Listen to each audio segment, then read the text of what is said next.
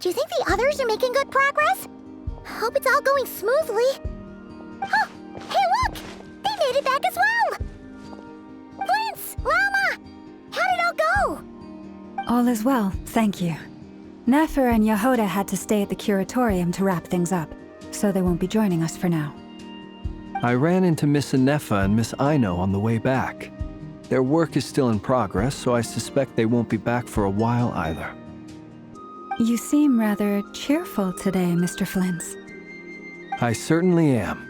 I achieved what I set out to do and came away with more than I bargained for. Fighting alone can get quite tedious, but I had the good fortune to run into a pair of brave young warriors. We meet again. How have you been? Albedo! What are you doing here? That would be a natural assumption to make. It's also the correct one.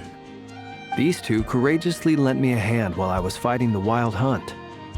When they told me they were Servarka's colleagues, it all made sense. And given how people of outstanding talent tend to cross paths, it's no wonder you're already acquainted. So, who's your travel buddy, Albedo? Why don't you come and introduce yourself?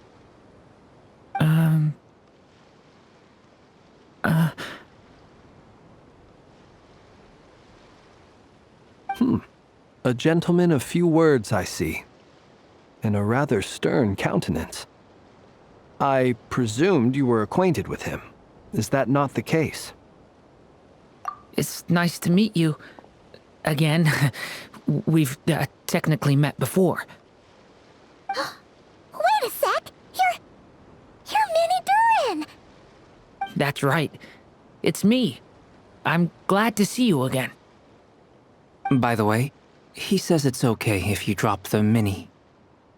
Yeah, I'm not as mini as I used to be. Interesting, isn't it? The first step towards blending into human society appears to be reflecting on whether one's name really reflects who they are. Wow! You look so different! In a good way, of course. It's great to see you looking so healthy. Thank you, Paimon. And although you're as mini as ever, I understand that diminutives don't always convey endearment. I'll be sure to simply call you Paimon as a sign of my great respect for you. Wow! You're such a smooth talker now. Paimon could get used to this. From now on, you may refer to her as your esteemed guide, Paimon. Personally, I think our little Paimon is the perfect size. When people call her Little Paimon, it's just because she's so adorable that they can't help themselves. If that's not a sign of endearment, what is? You're absolutely right, Miss Lauma. My brother still has a long road ahead of him when it comes to understanding human relationships. Anyway, speaking of long journeys, didn't Columbina, leave with you? How come she isn't back yet? She's been catching up with old friends. Wouldn't be surprised if she stopped for a cup of tea or 10 on the way back. Uh-oh. People are talking about me. Hope it's nothing negative.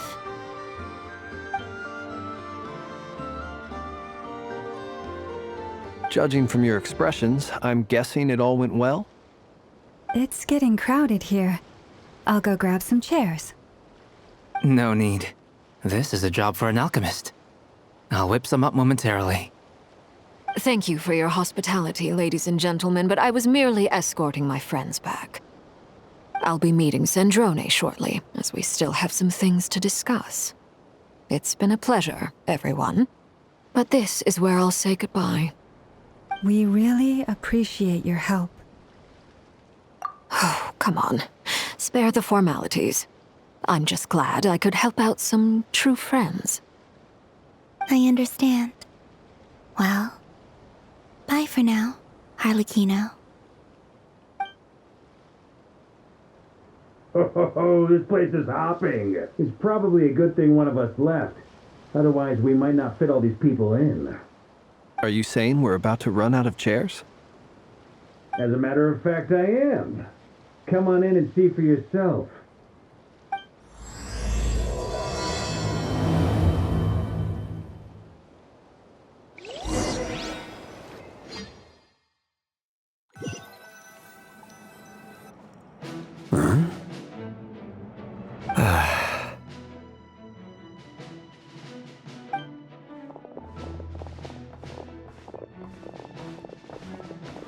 I overheard your little chit-chat outside, by the way. With Miss Columbina's colleague gone, we should be back to the original crew plus the other colleagues I brought in.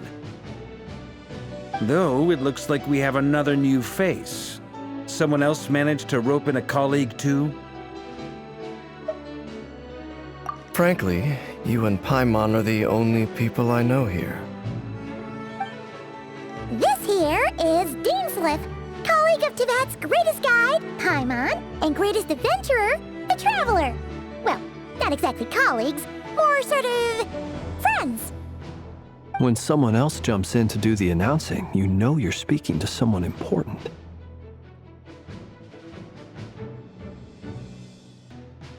Let's hear what he has to say.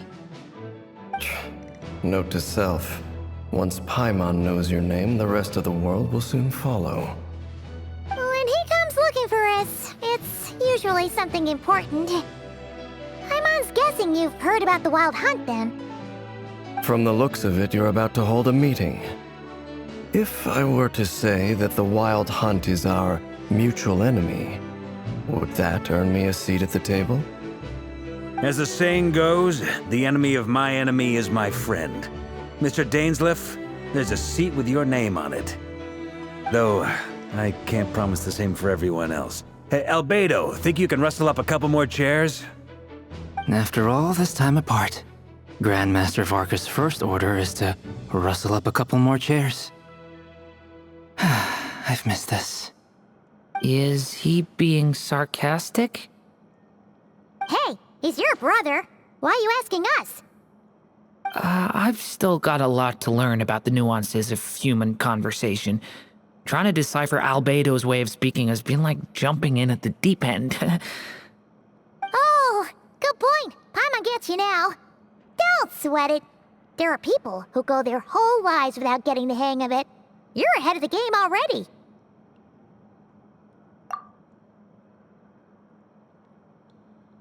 I wonder what's taking Nefer so long. Perhaps you should go and check in with her. If anyone can hurry her along, it's you. I just got back from the curatorium. Besides, aren't you curious to see what's taking her so long? Miss Nefer doesn't strike me as the type to share secrets.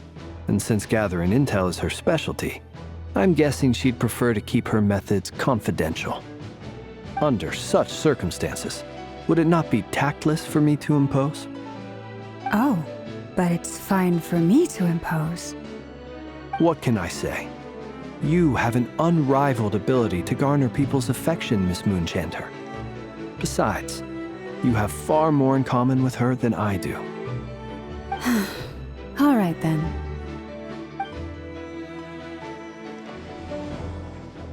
Impressive. She barely fought back at all. I admire your powers of persuasion, my friend. As I'm sure Miss Lauma will realize soon enough, the trick in life is to always pitch in with other people's responsibilities so that you can be selective with your own. Another trick is to simply hide in the background. Spoken like a true sage. Anyway, looks like we've got some time to kill before the meeting. Let's take a little breather, folks. And feel free to chat amongst yourselves. We'll get down to business once the other two arrive.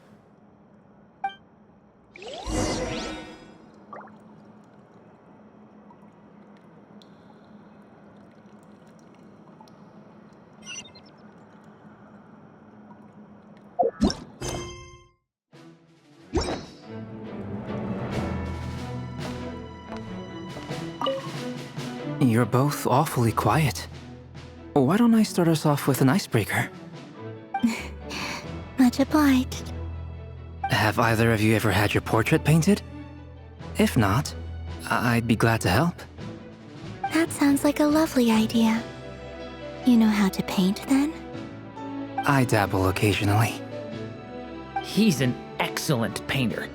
Tables, chairs, people, dragons, you name it. He'll paint it for you. I'm flattered. If I ever get the chance, I'd like to give it a try myself. I'll bear that in mind. Anyway, how about you, Durin? What sort of portrait would you prefer? Oh, I'd be fine with anything.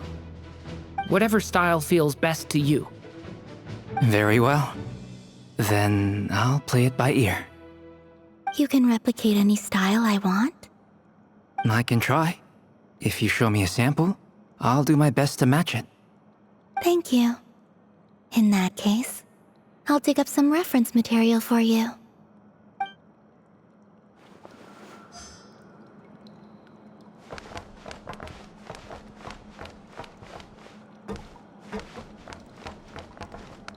Truth be told, I can't remember the last time I was in a meeting with so many people.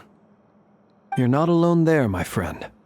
The Lightkeepers also struggle to bring everyone together for a serious discussion. I don't doubt that. I've only ever met two Ratniki, one being you, and the other being that young guy, Itlua. Itlua is a good apple, I'll give him that. He's kind, honest, and regularly delivers supplies to my lighthouse. A true Ratnik to the core. In that sense, he puts me to shame. So you're what? A fake Ratnik? That's what it sounds like you're saying. But I get the feeling that's not quite what you meant. Come on, why the awkward silence? Sorry. I'm not even gonna bother trying to hide it. You've known all along, haven't you, my friend?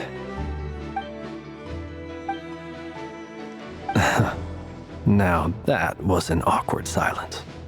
Let's just keep this between ourselves. Probably best if Itlua doesn't know, huh? That goes without saying. Gotta be careful what you share with youngsters, after all. Anyone else in the know? Let me guess. The Traveler and Paimon? It's dangerous being too sharp for one's own good, you know. Then, in the name of the Animo Archon Barbados himself, I swear, your secret's safe with me. When we went for drinks, you said that you and Barbados were practically best buds. In the light of that claim, do you really expect me to take your oath seriously? Of course. Just as long as you don't go spreading around the fact that I'm close with Barbados, all right? Fair enough, then. Nothing like a bit of mutual leverage to seal the bonds of friendship.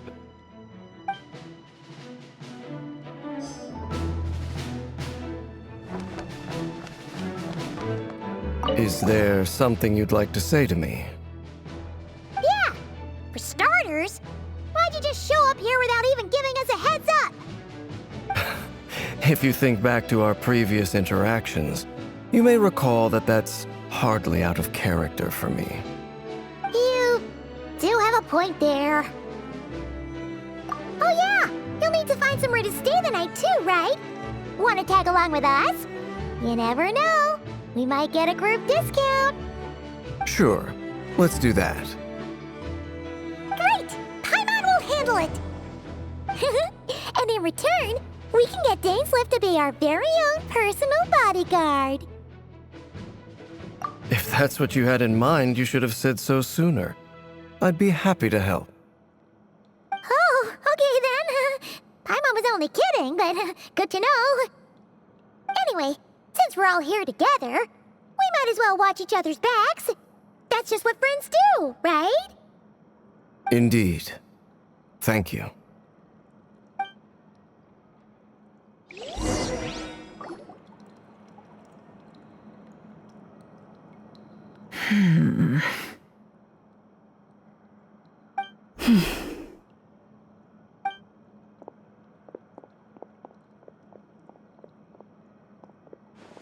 Ah, Miss Nefer. You made it after all. But what about Yehoda? I'm here to give you an update on how things are going on our end. Once this is over, I'll be heading straight back to continue my work. I left Yehoda back at the curatorium to watch over things while I'm gone. Huh. So much for just this once. Shh! Not so loud! We're on a roll here. What if she remembers and suddenly decides to back out? Did you say something, Mr. Varka? Huh? I didn't say anything. Right, Flints? Must have been a frog. They get so noisy around here at nighttime. It's like they're putting on a concert in the background. Anyway, before we begin, there's a few introductions to make. Let me start by saying that it's an honor to be speaking before so many distinguished colleagues and collaborators. First up, we have Miss Lauma. As Moon Chanter, she's the leader of the Frost Moon Scions, a local religious community in Nod-Krai. Then there's Miss Nefer, boss of the Curatorium of Secrets, an intel gatherer extraordinaire. Nefer is leading the investigation into Rerer's background, assisted by Yehoda and Lauma. From the little I've heard, they're making some great progress. Over here, we have Mr. Flints, a ratnik and guardian of the abandoned lighthouse. In our last operation, he courageously distracted the Wild Hunt to buy time for the rest of us. For those of you who've never met, this is Mr. Albedo, a renowned alchemist and captain of the Knights of Favonius investigation team. By his side is a new face for us all, myself included, Mr. Durin, who has come to lend his aid. Next up, we have the Moon Maiden and former Fatui Harbinger, Miss Columbina. Then we have the Traveler, who's earned more titles than I could possibly hope to list out, so I'll spare you the rundown.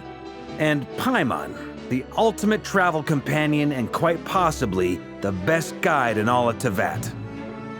Whoa! That's a lot of people! Great turnout! Miss Nefer, it looks like you might have another job coming your way, so, congratulations on the booming business, I guess. You think I haven't got enough on my hands as it is? Who's looking for me now? That would be me, Miss Nefer. I have a commission for you. And you are? Who I am doesn't matter right now. What does matter is that I'd like you to gather more intelligence about the Recher of Solnari. Well, it's not as if we never take on anonymous commissions. But in your case, I'll have to decline. I'm gonna take a wild guess and say your job's probably more hassle than it's worth. Something about you seems like bad news. It's my eyes, isn't it? Conrian, I assume. And what's with the mask? Are you trying to hide your identity? In any case, the fact that you're even still alive raises an awful lot of questions for me. My name is Dainsleif. And yes, I am from Conria. As I'm sure you're aware, the Recher of Solnari's real name is Rerir. He was once an acquaintance of mine. Really? Then you must have been quite an influential figure yourself. You flatter me, but none of that matters anymore. My point was simply to clarify why I have asked Miss Nefer to investigate Rerir's background. So you're both from Conria, and it sounds like you used to be friends? What am I missing here? Surely you already know how he became one of the Five Sinners. I'll tell you everything I know. The history of Conria, the names and identities of the Five Sinners. I remember it all like it was yesterday. I have never spoken openly of this before. But the truth was exactly as people say. The Five Sinners were each driven by their own desires, and it was by playing upon these that the Abyss tempted them to their fall, tearing Conria apart in the process. The visionary, Vedafinir, who wished to foretell the future. The wise, Haroptatir, who sought limitless knowledge. Gold, Rhindaughter, who desired to create life. the foul Sertologi, who pursued supreme strength. And last, but not least, Raker of Solnari, Rerir, Ravager of the Moon. Of the five, Rerir is the only one who remains a mystery to me. He never harbored grand ambitions, so what changed in the space of a single night? How did he come to fall like the others? In other words, you're saying that his change came as a shock to you, and you have no idea what actually happened? That's right. You mentioned how the Abyss tempted them, which led to their fall. But what did that look like in practice? And what other context can you give me about the events of that time? The more detail you can give me, the better. Strangely, now that it comes to it, I hardly know where to begin. The fateful night took place during the era of the Eclipse Dynasty. One day, my elder brother, the visionary, Vedifenir, was summoned to the palace by the Vinster King, only for the king to gouge out his eyes and cast him into the dungeons. When I came to hear of this, my fury knew no bounds. I gathered together every ally I thought I had, and together, we set a night to storm the palace and free Ved. Centuries on, the memories of that night still haunt me like a never-ending nightmare. We broke through the palace gates, just like we had planned, each striking towards our separate targets. But then, I was betrayed.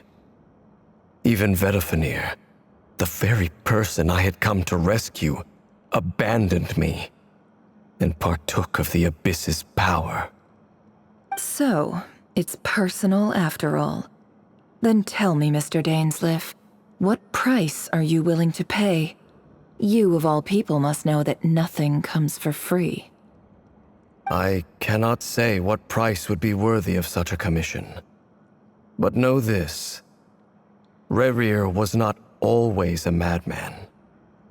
Believe it or not, there was a time when he was just an ordinary man, working for the Conrian Intelligence Service. Uncovering the truth of Rerir's past is the only way to unravel this mystery. But before you decide if you will accept my commission, I will tell you more about him. Enough, I hope, to help you plan your next move.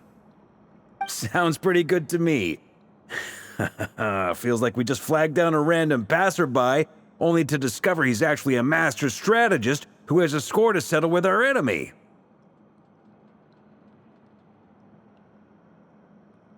Can I borrow your halo? It could be useful in the lighthouse. Hey, enough with the wisecracks!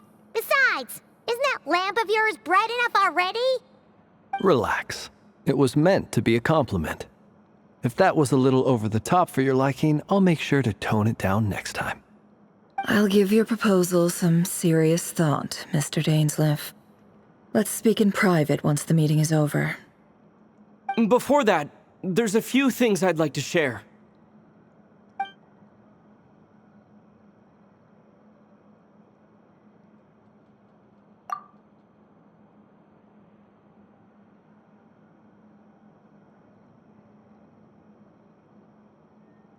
Now that we've united the hearts of the three moons, your power should be greatly enhanced. But it seems like that hasn't happened yet? I believe it will take a little longer. You've done so much for me, so I want to be completely honest with you all. Even though I'm doing a lot better now, the truth is, my recovery will likely be an ongoing process. From the moment I was born, my power has been slowly ebbing away. And that is because Tevat has never accepted me. Even with the moons united as one, it seems my rejection cannot be undone. So far, I have yet to find a solution. It may turn out to be a problem that will plague me until the day I finally leave this place behind. Even so, I will do everything in my power to help you drive out the Ray here of Solnari. As Arlecchino put it, this is not about chasing the spoils of victory. It's just a gesture of heartfelt gratitude. Kutar.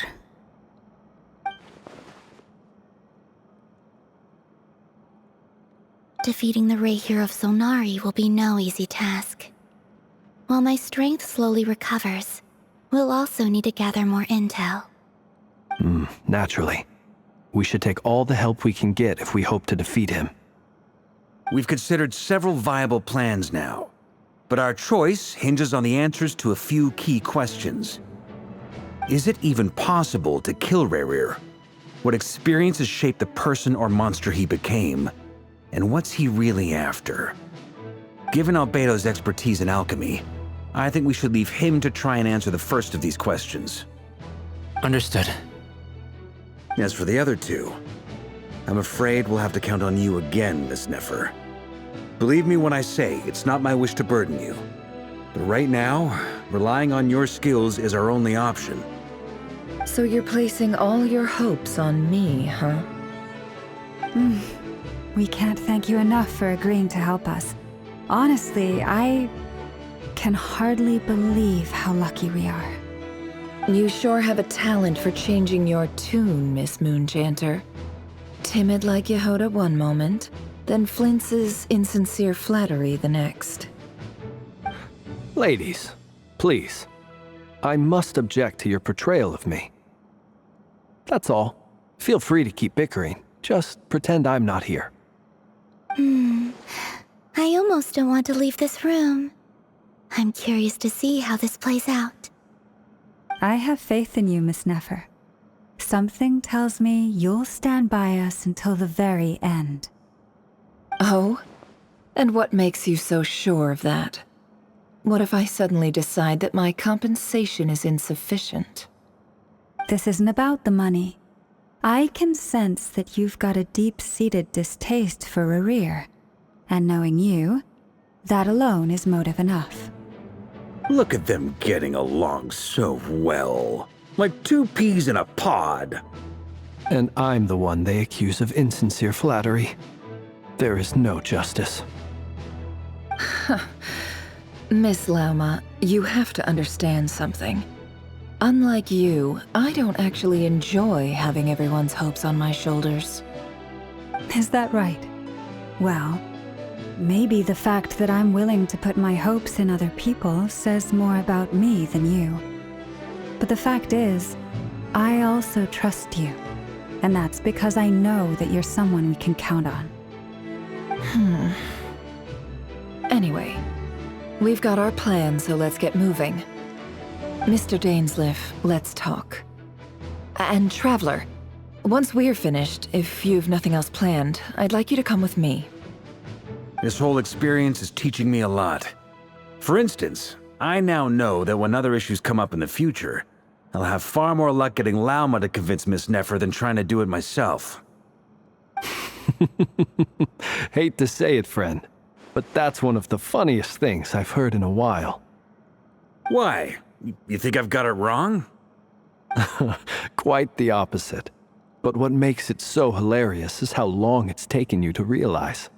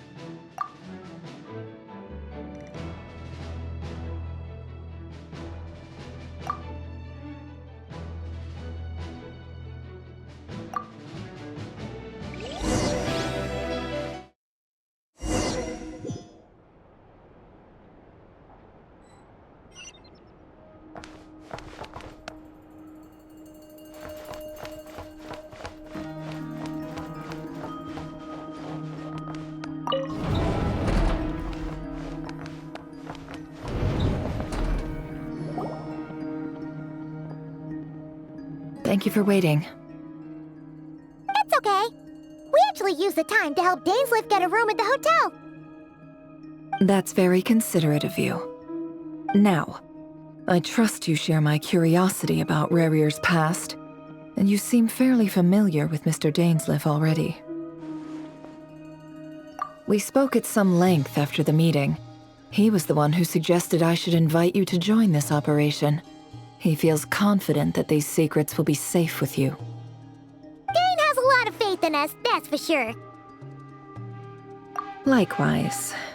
I appreciate that you got right on board without interrogating me about why I invited you. It shows that you trust me to explain everything in due course. That's because we know what you're capable of. We appreciate you too, Nefer. You might have been forced to help in the beginning, but this time, it was your choice. That's one way to put it. Another is this, that once a decision's been made, it's set in stone. After that, my only goal is to see it through. Alright, so here's how it is. I'm going to access Rarier's thoughts again using my confidential method.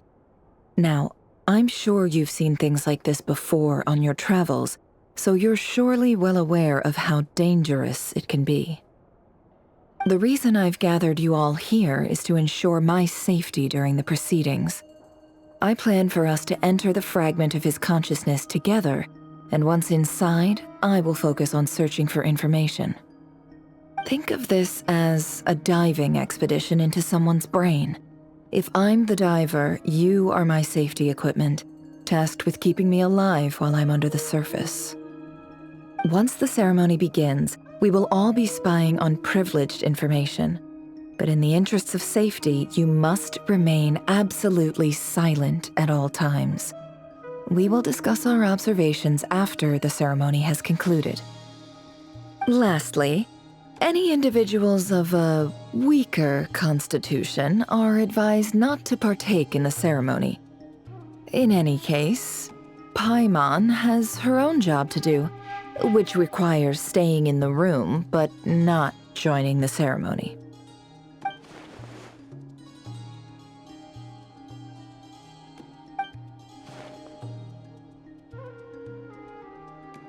Well, good luck, everyone. Sounds like all Paimon can do is cross her fingers and root for you guys. There's a little more to it than that. I was being serious when I said you have a job to do. While the rest of us are inside Rarier's mind, it's imperative that we have a team member on the outside. In the event that something goes wrong, you will be our first responder. I don't anticipate any issues, but the extra level of safety will be greatly appreciated. I second that. This is a dangerous operation here, and you're our whole rescue team. That's pretty much the most important job in the crew. So, Paimon's like the lifeguard? Yeah, that makes sense. All right, got it. Good. Please, take a seat. We'll get started momentarily.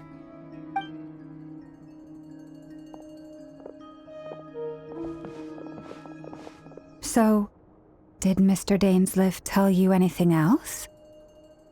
He told me that he believes Rarier kept some big secrets in his life. He's not sure that they were the cause of his eventual downfall, but he's asked me to uncover what those secrets were all the same. But surely you're not planning to go through with this, no matter the cost. If you think that, you'd be overestimating me. I'm a businesswoman, not a mercenary. But I do have my own professional reasons for taking this job. You think I'd turn down the opportunity to get a first-hand glimpse into Conrian history? No chance. Well, as long as you don't let morbid curiosity get in the way of safety concerns, we're good. We'll do whatever we can to help you. You're such a killjoy.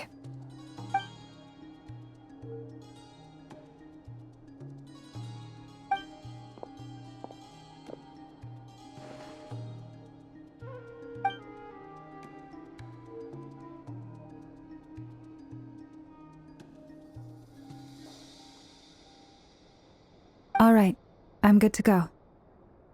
All set over here, too. Promise beautiful. All right. Let your whole body relax. We're about to begin. Close your eyes.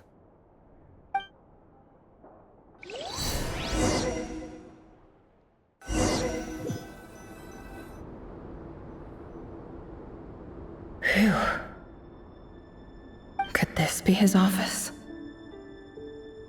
Pretty standard setup.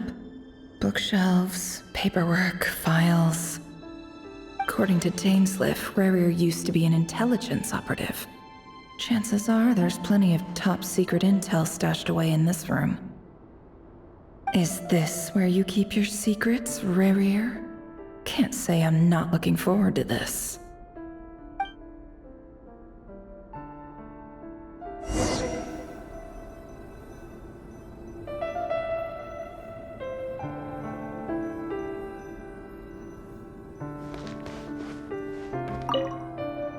A file tucked inside a folder. The title reads, Dear Breakfast Shop Owner. It's a list of names. But at this stage, I have no idea who any of them even are.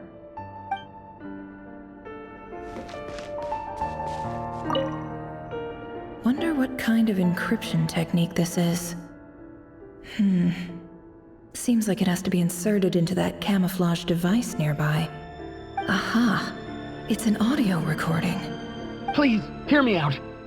I can't shake this feeling that someone's been spying on our house. No, I'm not being paranoid. It's true. I saw someone dressed in all black. It was a couple of days back, but that was on another street, not near my house. I swear, I know what I saw! There's a note in the margin.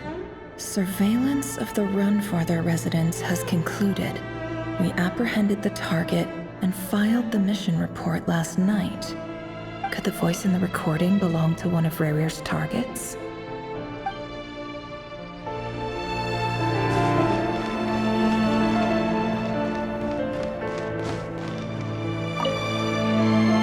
Bookshelves full of documents. Looks like these are all files, packed with the personal details of individual Conrians. The Crimson Moon Dynasty preceded the eclipse. Since Rarier worked as a secret agent during the latter, it stands to reason that he was tasked with purging remnants of the old dynasty. Yep, lines up exactly with what Dainsleif told me.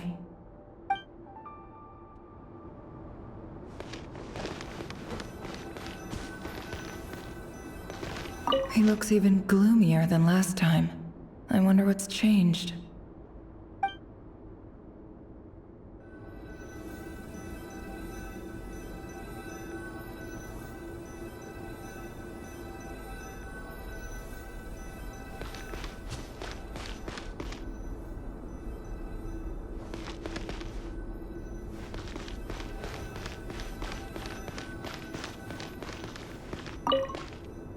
A box containing a ring inlaid with a precious gem.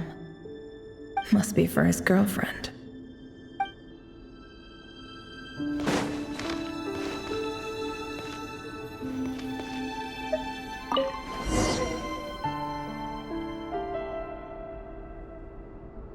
Today's files are in. Time to wade through them just like usual. Male, 51. Occupation, cook. Confirmed Crimson Moon descendant. Has maintained frequent contact with other descendants over the past year. Poses a threat to the dynasty. Neutralized.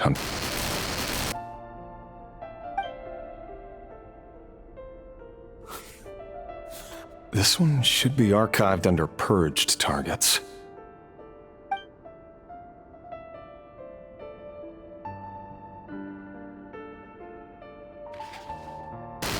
Female, 23. Occupation, office clerk. Confirmed Crimson Moon descendant. Has maintained frequent contact with other descendants over the past year. Poses a threat to the dynasty. Neutralized.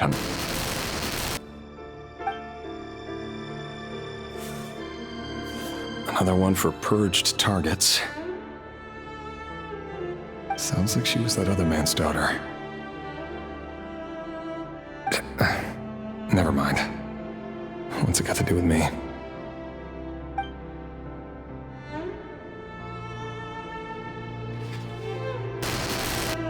Male, 40. Occupation, teacher. Confirmed Crimson Moon descendant. Has been observed making contact with other descendants during the past year. Poses a threat to the dynasty. Neutralized on...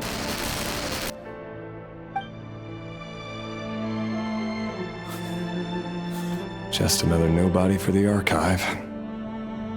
Come to think of it, I remember surveilling this man. A case like his never would have been considered a priority in the past. Huh. He barely even interacted with other Crimson Moon descendants.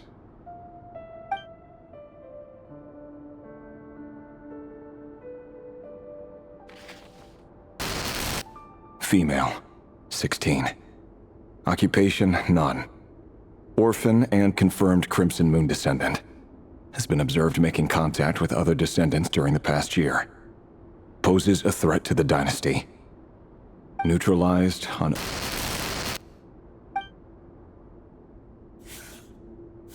Filed. I have no recollection of this girl. None whatsoever. She doesn't seem to be anyone important, but then again, how many of them really are?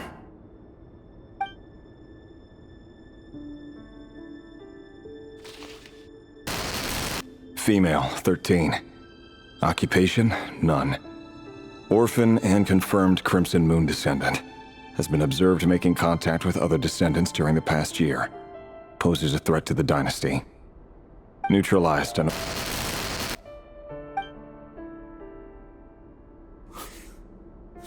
Filed.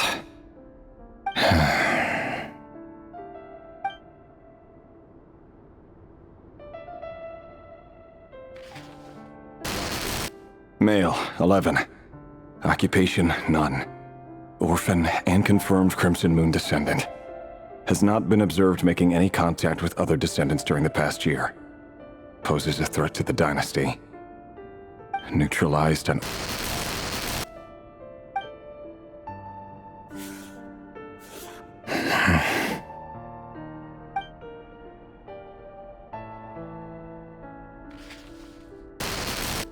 Male. 6. Occupation, none. Orphan and confirmed Crimson Moon descendant. Poses a threat to the dynasty.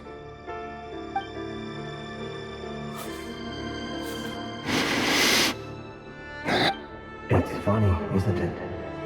Your job is becoming both harder and easier at the same time, depending on how you look at it.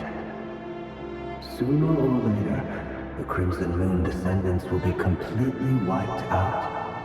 But as their numbers dwindle, they become harder and harder to track down. That's not how it is. Fortunately, however, most of the able-bodied adults have already been taken care of. The remaining weaklings will be increasingly easy to deal with. No! No. My job is to ensure the survival of the Eclipse Dynasty. And the only way to do that is by eliminating any and all potential threats. It's a perfectly legitimate line of work. Every single one of my colleagues can attest to my fairness. And if my friends were aware of the facts, I know they'd back me up too. Assuming, of course, that they were aware of all the facts.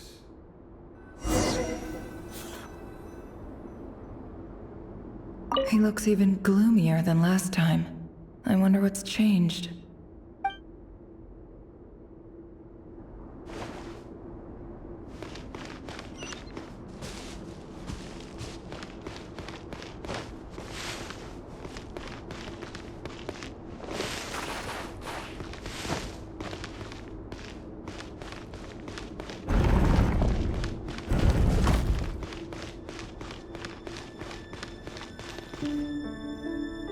Mr. Vedifalnir, it's been quite some time since we last met.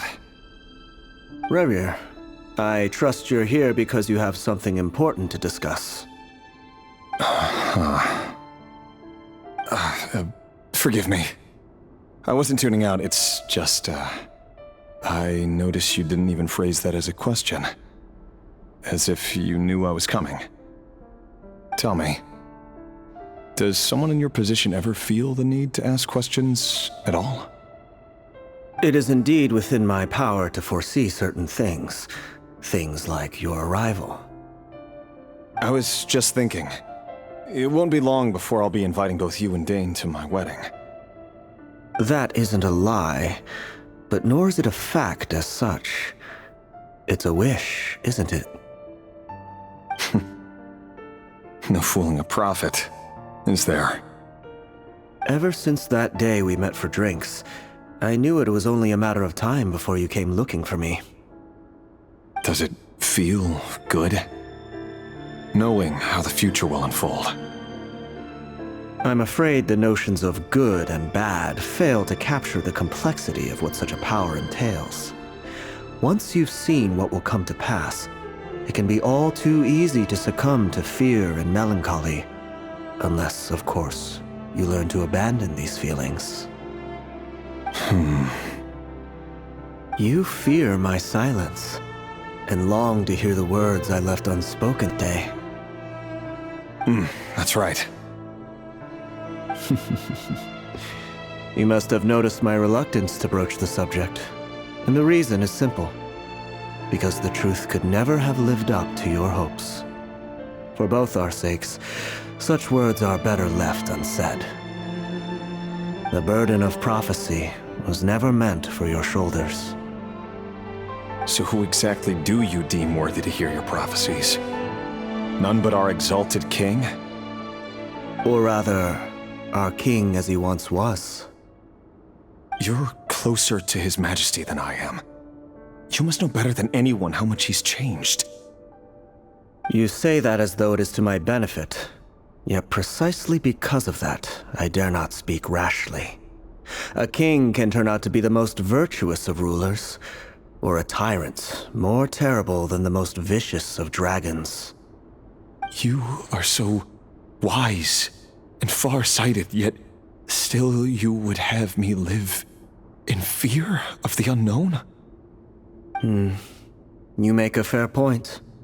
Especially given my silence alone was all it took to send you spiraling downwards.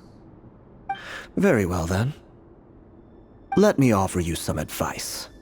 And I say this not as a prophet or a visionary, but simply as the brother of your friend. For many reasons, there is very little chance of your marriage ending in happiness. If happiness is what you seek, you should find another fiancé.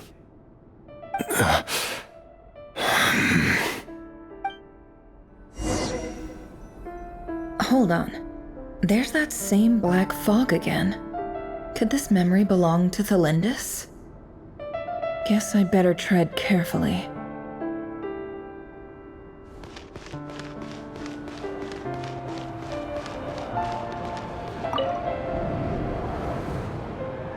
Wait. Hear me out. This time we finally got a clear look at his face and learned his true identity. His name is Rayrir, and he claims to be one of the king's guards. What did you say? A cruel irony, isn't it? The man you're set to marry leads a double life as a brutal executioner. Why are you telling me all of this now? Simple. It's because I want you to kill him. You are the only person he would never suspect. No, absolutely not. I would never dream of doing such a despicable thing. So you'll just stand by and watch him slaughter us to the last? Do not forget that the blood of the Crimson Moon flows in your veins too. The blood of the Crimson Moon? What does that matter now? The dynasty has long been dead and gone. You think that alone is reason enough for me to throw away everything I have? Why wouldn't it be? You too were once a child of the Crimson Moon, just like me. Don't tell me you've never felt so much as a flicker of fury for the way we were trampled into the dust. as long as you promise to abandon this pipe dream of restoring your dynasty. I can try to persuade him. Or have him persuade the Vinster King. Persuade the Vinster King?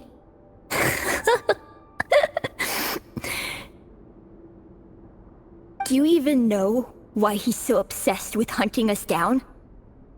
Why he keeps trying to force us to hand over our secrets? Over and over again? Or why we refuse to give up on restoring the dynasty? The Vinster King. A blind fool. His eyes clouded by powers from beyond this world. A petty little man with a miser's heart. And he dares to sit upon the throne? Mark my words. Sooner or later, Conria will fall.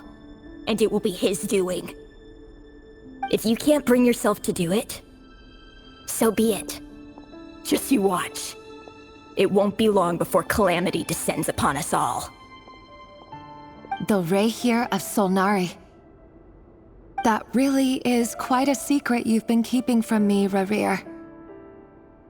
But who am I to talk? Am I really any better? I've kept my own past a secret this whole time, too. Love should be built on honesty. But ours was born from lies.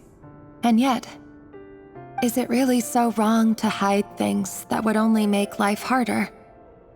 If we don't cover up the parts that no one else should see, how can we go on pretending to be normal?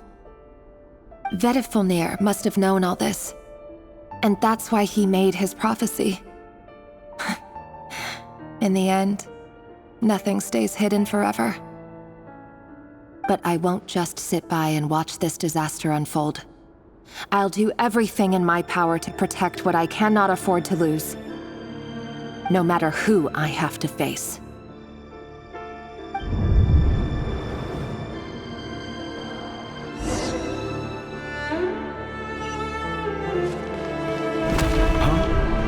Was that Rerir who just walked past the window? Doesn't it give you the chills that he still takes the same road to work every day? As if nothing ever happened. Those people at the deli. Enough already. They're clearly pretty taken by their own disguises, so just smile and play along. Pull the rug from under beasts like that, and you risk having your throat torn out. Deli. They're talking about those people from the opposition. Right. I'd almost forgotten they used to run a deli. People of no consequence always vanish so easily. And no one even remembers them.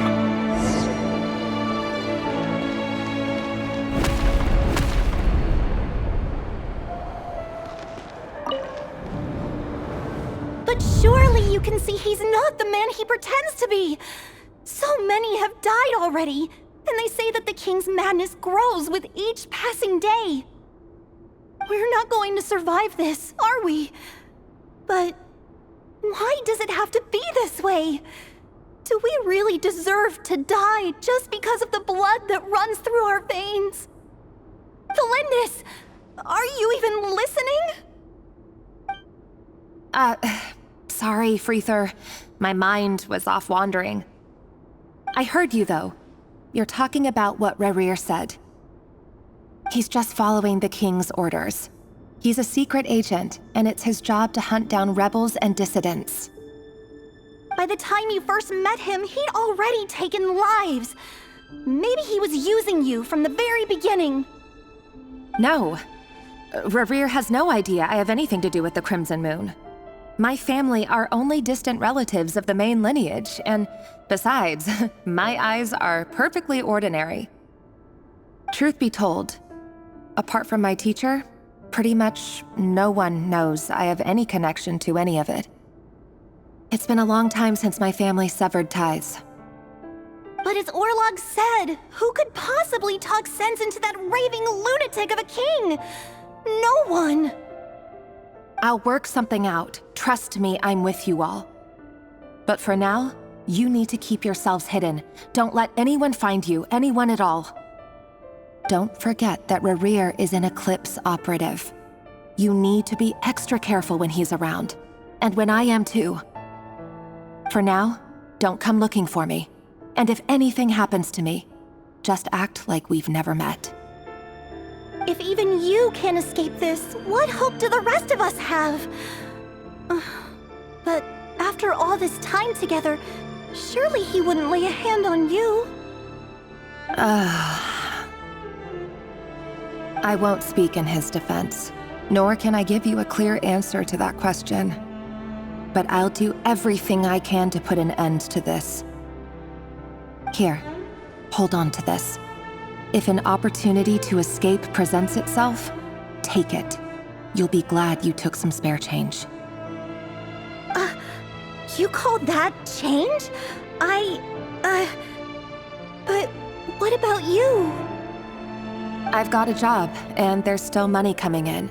But you can't go anywhere right now. Please think about yourself for once.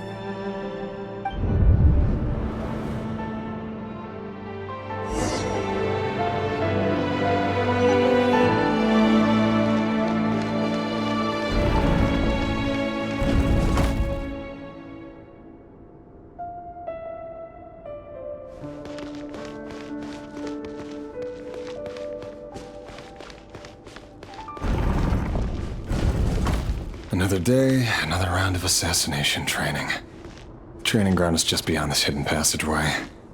When you kill a person, doesn't it bother you when you end up covered in their blood? Why would it? Aren't we all just walking blood bags? But not everyone is accustomed to hunting down others like prey.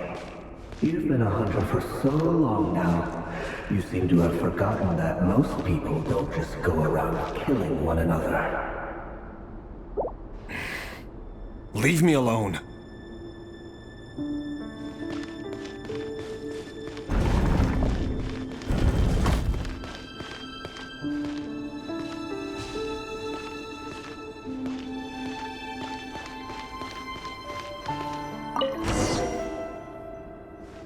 Make sure you have a firm grip on the handle, then choose your angle well. Keep your movements light and brisk. Prey won't sense a thing. I'll bet no one's ever died a quiet death at your hands. I work clean. Traces.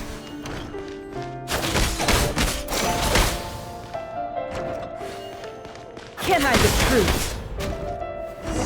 That doesn't make it open and above board, though. The king just happens to need you right now. What a someday. That won't happen. He's changed. Ever since he fell under the spell of that power. He only had you take out a handful of the guilty. The ones I've dealt with have always been guilty. And I've carried out my work flawlessly.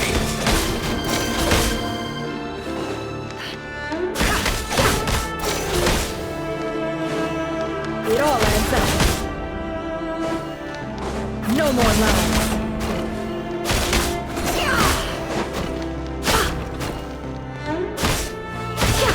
It all adds up.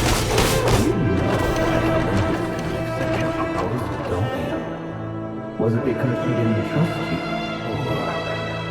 Something else. No!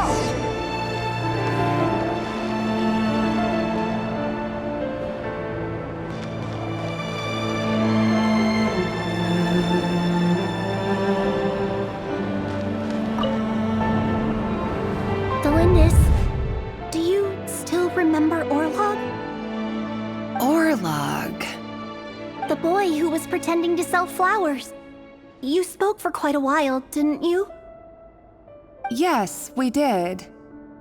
What about him? He was arrested 2 days ago. Chances are he's already dead. He... I just don't get it!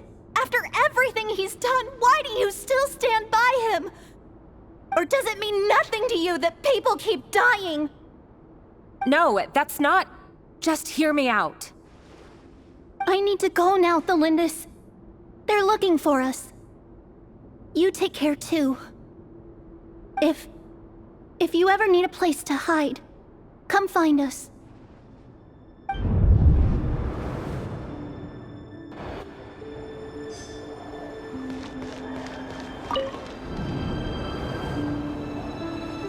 Author Thelindis.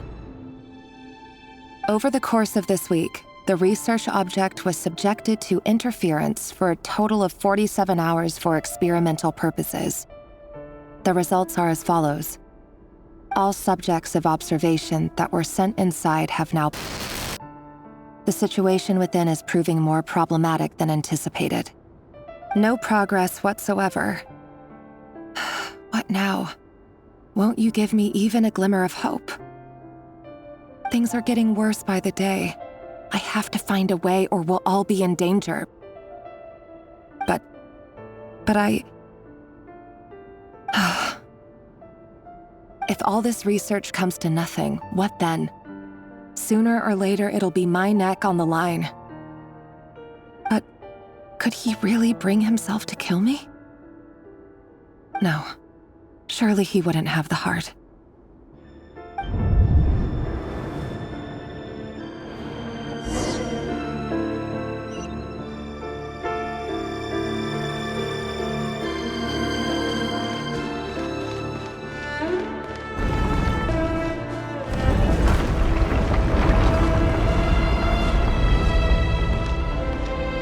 Why won't you just let us go? We don't even know each other. All we want is to live ordinary, peaceful lives. You want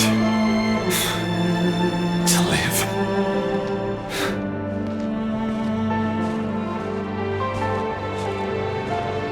Yes. I just want to go on living. Is that really such an unforgivable crime?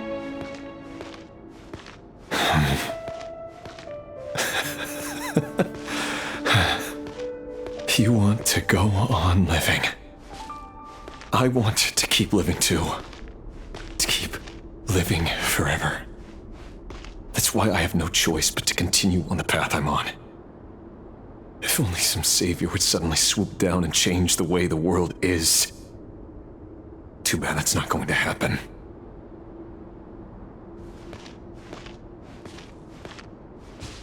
Imagine that. If there really were such a person, you and I wouldn't be standing here like this, would we?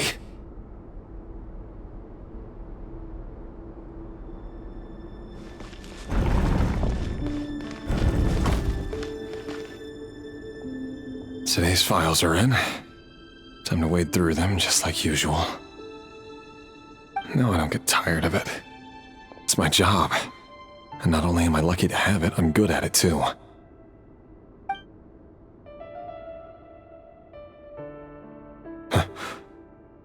Wait.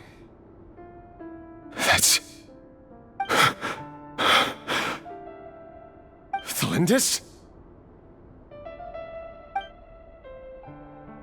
No.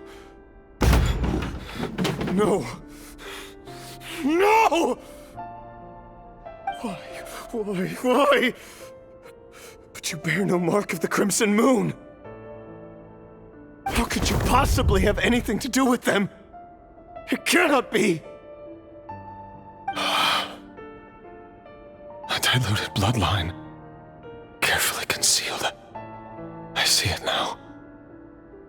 You've been living in the shadows just like me. What a fool I've been. Numbing myself with talk of justice. Even imagining my friends would back me up. But in the end, Irminsul. Finster King! How far are you going to take this? From the direct bloodline to secondary offshoots? And then what? Today it's the descendants of the Crimson Moon. Who will it be tomorrow? Will you not rest until everyone down here is dead? No. This cannot go on. This is where it ends.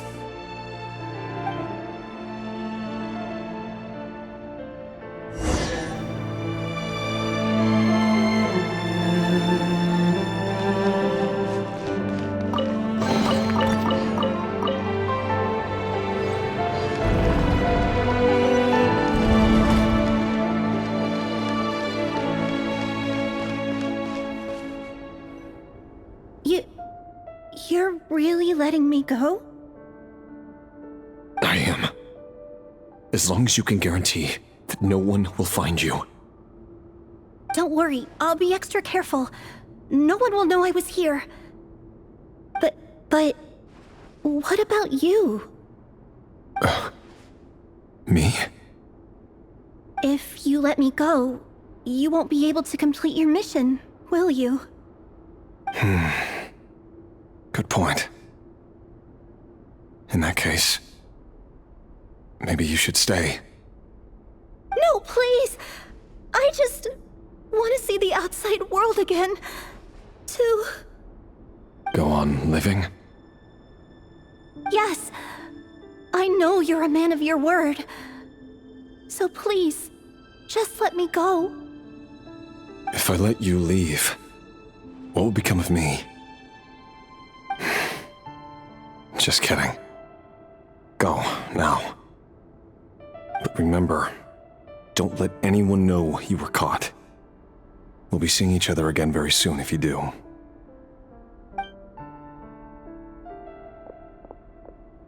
Even shadows in the dark must live by a code. But you can't save everyone.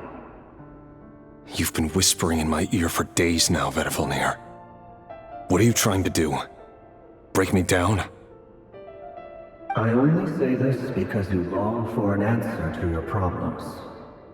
Let her go, Rerir, or you risk losing everything. I will not abandon Thalindis. Then you'll need a little more vigilance and a lot more power. The world is changing, Rerir. Keep your eyes peeled for your moment of opportunity. That voice used to be so unclear, but now I know exactly whose it is. It's Vedifalnir. He won't tell me how to actually resolve any of this, but he keeps trying to manipulate me like a puppet. What's his game here? Tell me then, what will this moment of opportunity look like? And no answer. He's like a ghost. Always disturbing me when I'm on edge, but never answering when I need him most. So, the Eclipse Dynasty was purging, well, massacring the descendants of the Crimson Moon. And it seems like it was all connected to the Vinster King's research. The King's obsession with abyssal power left the future of Khaenri'ah hanging in the balance. No wonder every aspect of Rerir's life was so unstable.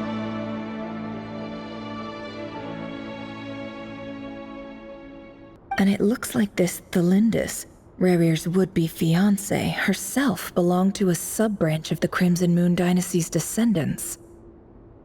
It almost defies belief that a couple like them could hide the truth from each other for so long. If the Vinster King hadn't intervened in such a drastic way, they might have gone on deceiving each other for the rest of their lives. And why does Vedifalnir, Dainslif's older brother, keep talking in Rerir's head? This guy kept more secrets than I ever imagined. The human mind is like a vast desert of shifting sands. When you follow the flow of someone's memories, you only ever see the parts they're willing to let surface. Time for something a bit more creative.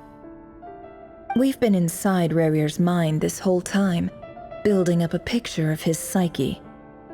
There's already enough clues on the board to start reading between the lines and mapping out the rest. Now, we can finally begin to put the pieces together. Sure, it'll only be a reconstruction, part simulation, part reasoning, but it's usually pretty accurate. Once we've built up a cognitive profile, we just need to cross-check the logic behind his actions. And then we'll be able to take a sneak peek at whatever it is that Rerir has really been hiding.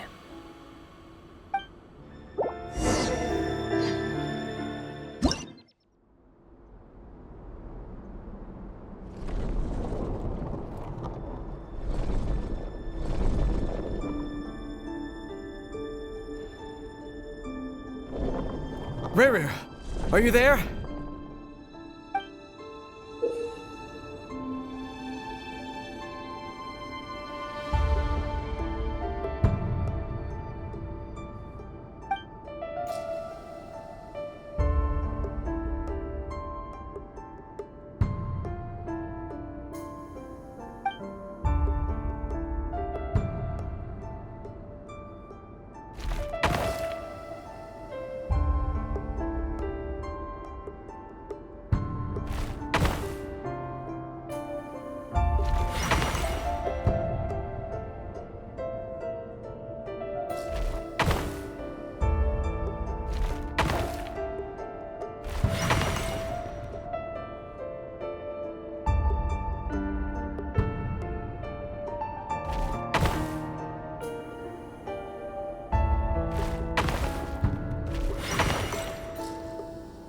Hey, Rerir!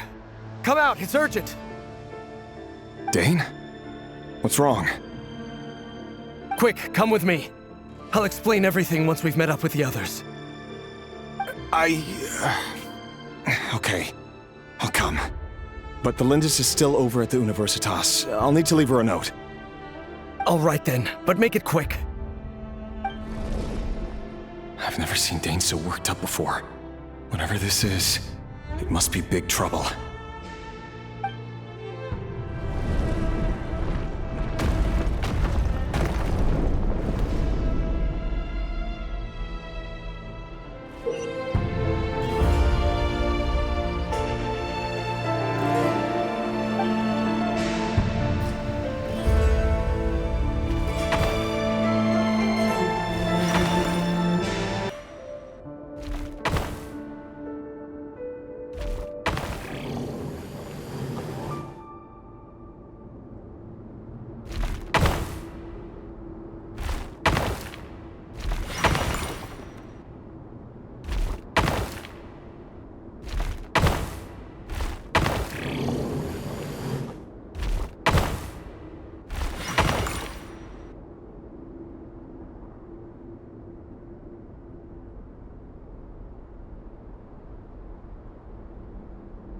Well, this is a nice change, meeting you all at this hour. When men and women of ambition can speak face to face in broad daylight, I say that's a big step forward for our dear Conria. Don't be ridiculous. We do not fear the day. Why would we seek refuge in the night? You might ask your blade that same question. I'm told it prefers the cover of darkness. The word on the street is that Sertologi only strikes when he has an unfair advantage. But that is patently false. I see you're missing an arm and a leg. Surely only a fair fight could explain that. If this is your way of offering me replacement limbs, believe me, I'll take them. Oh, we can certainly discuss that. With bioalchemy, anything is possible. Assuming I have your full support in my research. Lunatic. Robtatir, what brings you here? Why, Dainsleif, of course. He invited me. Please, cast aside your apprehensions, Miss Rhine-daughter. Whatever the rumors may say, I am but a humble servant of the king, and I can assure you he affords me no greater convenience than he does you. Well, the Universitas Magistrorum won't stop fawning over you, so at least some of the rumors must be true. You're clearly doing well for yourself, so drop the humble servant act. It endears you to no one. You're president of the Universitas Magistrorum, the chief royal mage known as the Wise by royal appointment, and by far the most favored among the 4 pillars of Conria. Vice President Veit doesn't even try to hide his envy when he sees you. My success is the product of hard work and good luck. It's as simple as that. Were the king not such an extremist, I hardly think I would have received a senior post at my age. Of course, no job is without its gripes. Serving a king like ours can be a challenging task, as I'm sure you can imagine. And as for Efterveit, in missing out on the presidency, he's dodged a mountain of stress. Like everything else in life, it comes with pros and cons. You're all here. I apologize for the short notice, but it was an emergency.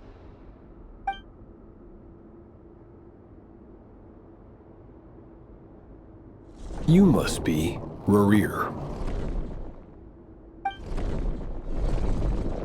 Mr. Sertologi. Yes, I handled your case file during your sentencing. Nothing personal, of course. I'm pleasantly surprised that you remember me. You're clearly a person of substance if you've been invited here. But Dainsleif, you'd better have a very good reason for convening this little gathering. It's my brother, Vedalfenir. After he spoke at the court this morning, the king was so infuriated by his words, that he had him blinded in both eyes and thrown in prison. Vedifulnir in prison? Strange. I thought the king trusted him and Horoptatyr more than anyone else in the world. Does this mean the king's circle of trust just got even smaller? It has nothing to do with trust. It's about what the king wants, which is as clear as day to anyone paying attention. I simply appease him, because it's in the best interests of the Universitas Magistrorum. And also because you're slimy. Vedifulnir, perhaps less so. But still, a visionless visionary? It rather inclines me to think that qualifications are not what get you ahead in Conria. Do you honestly think this is an important discussion to be having right now? Dane, what are you planning to do? Rescue Vedifulnir, I assume. Correct. It will mean storming the palace by force. Tonight. I need all of you on my side. That's far too dangerous. And don't forget, Dainsleif, you're captain of the Royal Guard. You swore an oath to the throne. Hmm? You've been planning this for a while, haven't you? I have no desire to commit treason. But whatever critique the king may have of Vedifulnir, disfiguring your most loyal subject for putting the best interests of his court and nation first, this is not the conduct of a wise ruler. My blade will force the king to see the error of his ways. So, Vedifulnir's prophecy enraged the king. I'm sure it wasn't what he wanted to hear, but if he won't take counsel even from the visionary, that is deeply troubling news. The extent of His Majesty's madness is now all too clear. The question is, how does a man like me get out of this situation unscathed? You have noble ambitions, Dane, but I'm afraid they don't do much for a guy like me. I'm not interested in saving the world. All I want is a letter of pardon. A letter of pardon? For whom? Thelindis? The chances of the Vinster King issuing a pardon for anyone connected to the Crimson Moon seem vanishingly slim.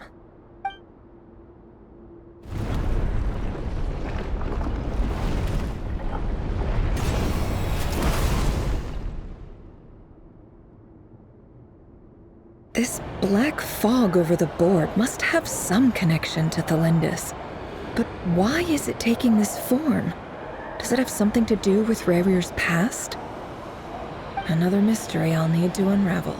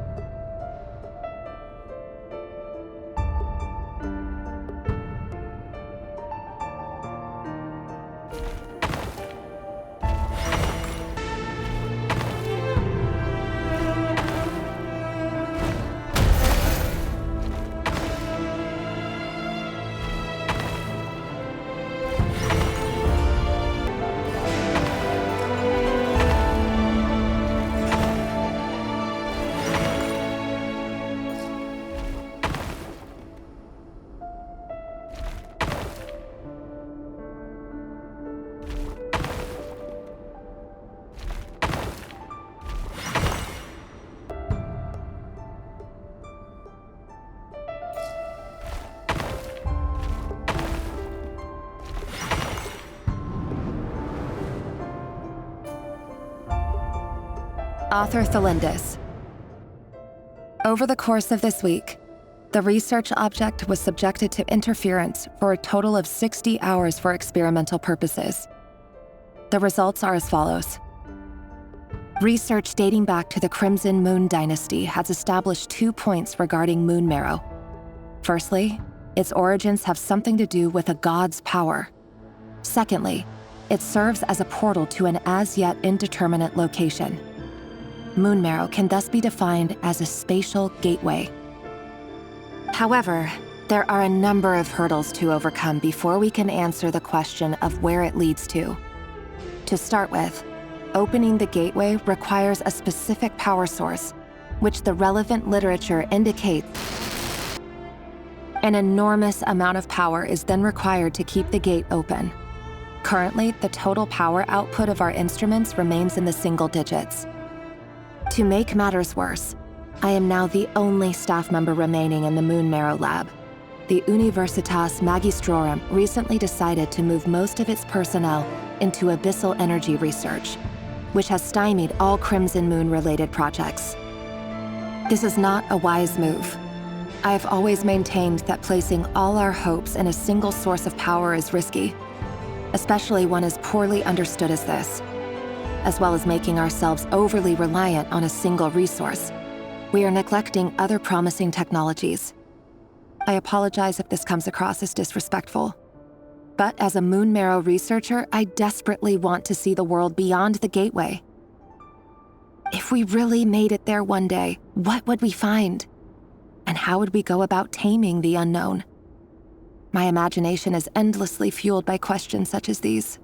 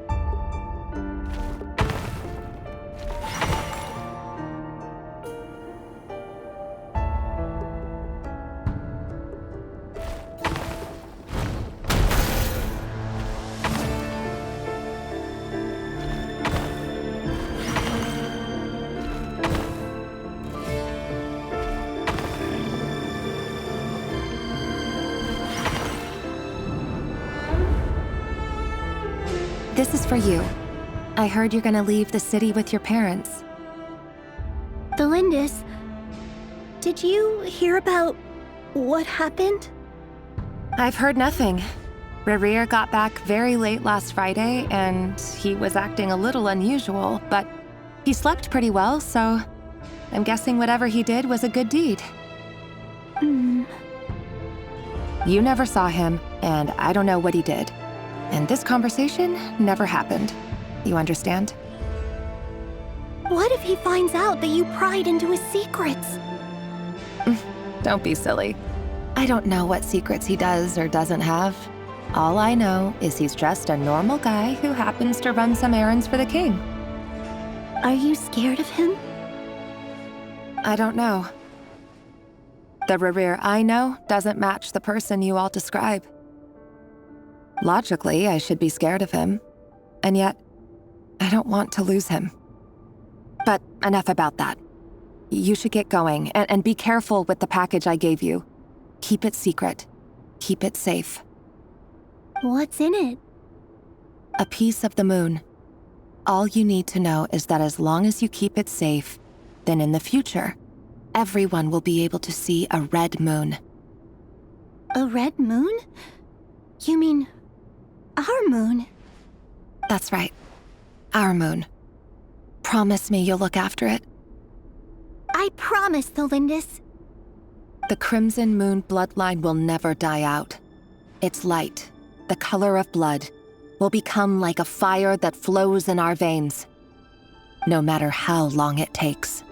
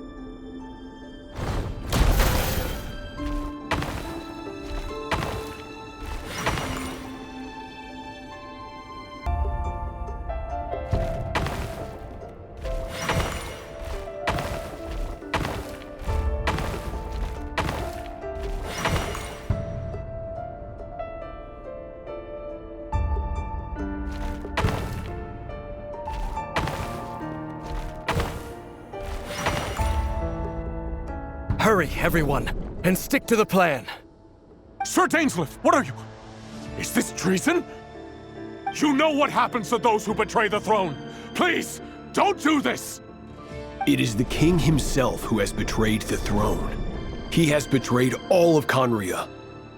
If you have any love left for justice in your heart, you should join me. It's showtime. Dane and his group will handle the troops in the palace. Then Hraptatir and Rheindotter will disarm the security measures. My job is to enter the prison and rescue Vedifalnir. Stay safe. Wish me luck. Look after my brother. Draw your blade. It is time for justice to prevail.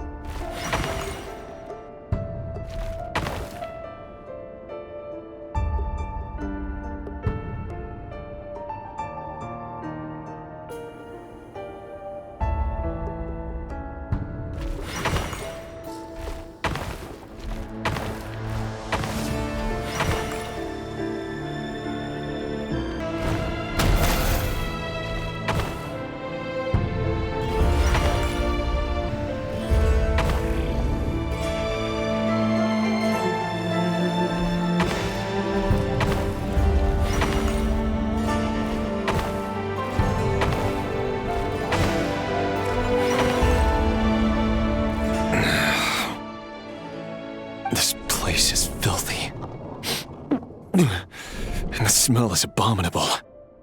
Clearly, the king doesn't allow his prisoners a single shred of dignity. This is dire. Found you. Hello, Mr. Vedifalnir. Ah, it's you. Surprised? Oh, wait. I guess surprise isn't an emotion that prophets feel very often. I certainly felt some surprise in the moment when I was blinded. Surprise at the king's sheer ignorance. Surprise at just how unfairly this world responds to words of earnest remonstration. I'm curious. What did you prophesize this time? It wasn't a prophecy. It was a word of warning. Someone had to say it. The king has forsaken all reason in pursuit of his obsessions.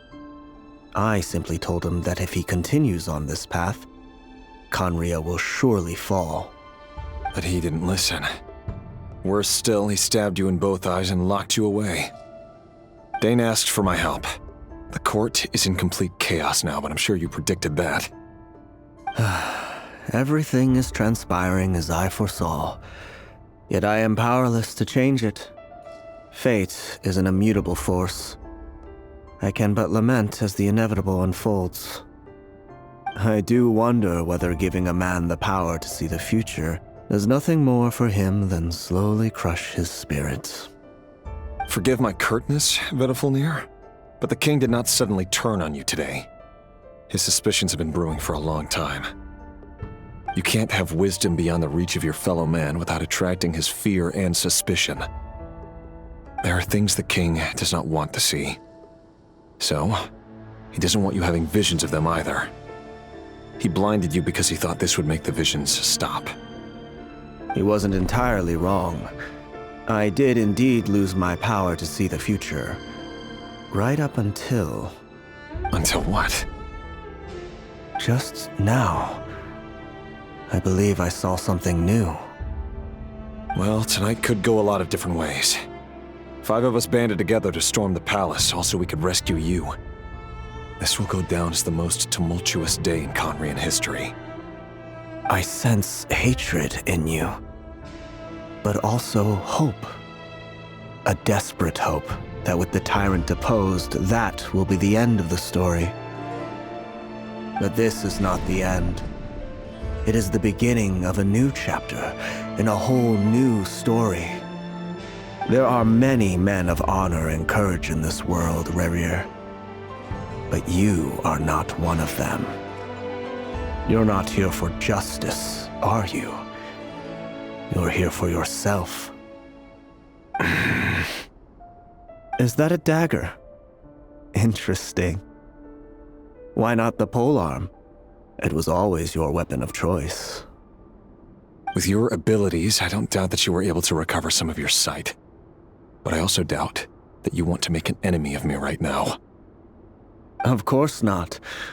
We're on the same side, aren't we? We could be. But I need you to be honest with me, Vedafalnir.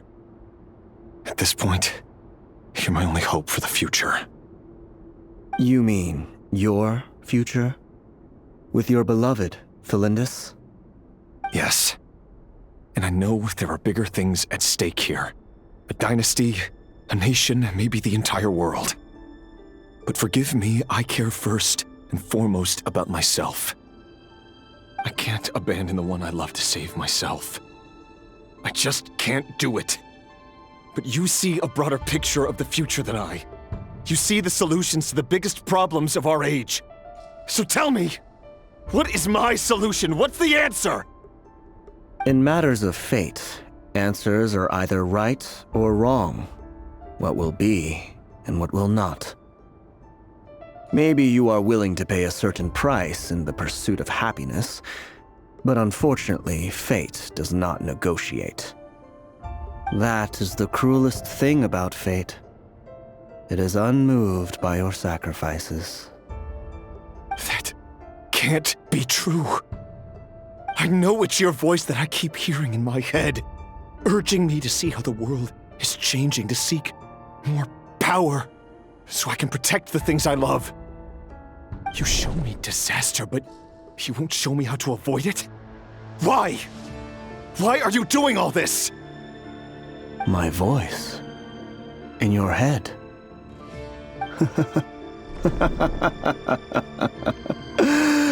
So, you hear it too. The voice that steals your mind, gains your trust, and drives you crazy. It turns out that we are not so different, you and I. Vedafalnir just broke into the strangest smile I've ever seen in my life, as if he'd discovered some monumental secret. But then he suddenly switched to looking extremely weary. Very well then. My advice to you is as follows. You must persevere. Whatever trials and tribulations you may face, be steadfast in the belief that they are your path to the future. For as long as you live, your story with Thalindis shall not come to an end. That is the only chance you have of fighting back against fate. It is up to you whether you believe my words. Regardless, that is all I will say on the matter. I have no right to intervene any further. I will hold you to your word. Thank you for setting me free. In return, I will tell you one more thing that you cannot afford to ignore. Just then, a strange wave of energy rippled through the city. We had no idea what it could mean. If I were you, I would head to the Universitas Magistrorum. The Universitas? Oh no! I'm sure we'll be seeing each other again very soon, Rerir. Whatever Vedafalnir said, I didn't catch it. I didn't even help him out of the prison. There was no time to lose.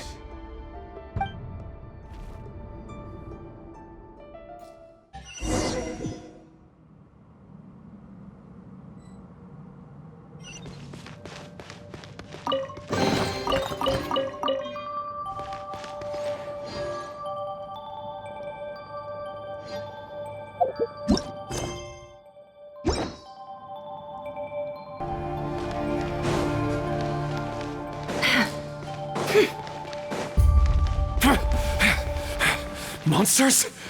Is this Rhydaughter's doing? Or the Universitas Magistrorum? Out of my way!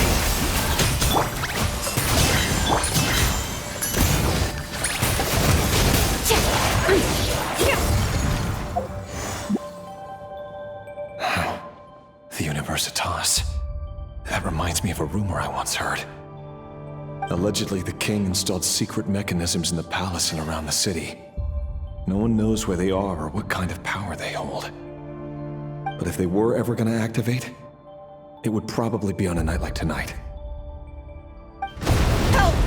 Help! Hold on! Don't let them anywhere near you! Save me! I can't! Ah! That sounded like an explosion. So, the rumor is true? The king really went through with it? What other means does the king have at his disposal? They must run on power from the Abyss. And given it's a major center of Abyss research, anyone over at the Universitas will be in grave danger. I have to hurry!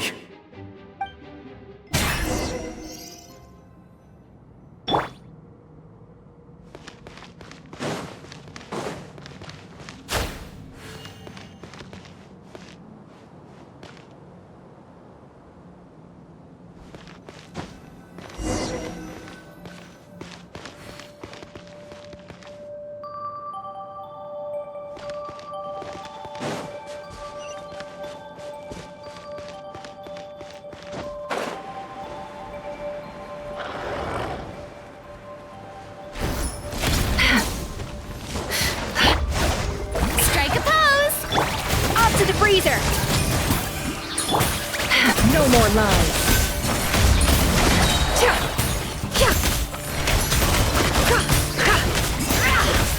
The mystery unravels.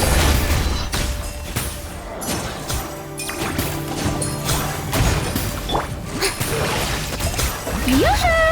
Let my name echo in song! A little amuse-bouche, a burst of flavor.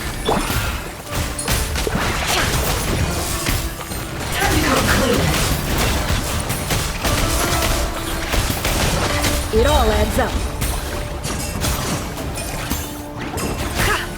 Let's see some tomatoes. No more lies. Let's see tomatoes. Seek within. Shower me with praise. It all adds up. It all falls into place.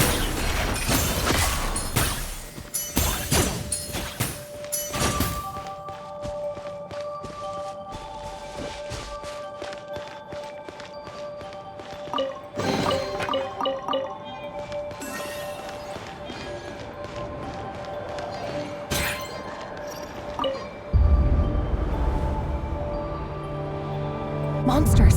At the Universitas Magistrorum? Why now?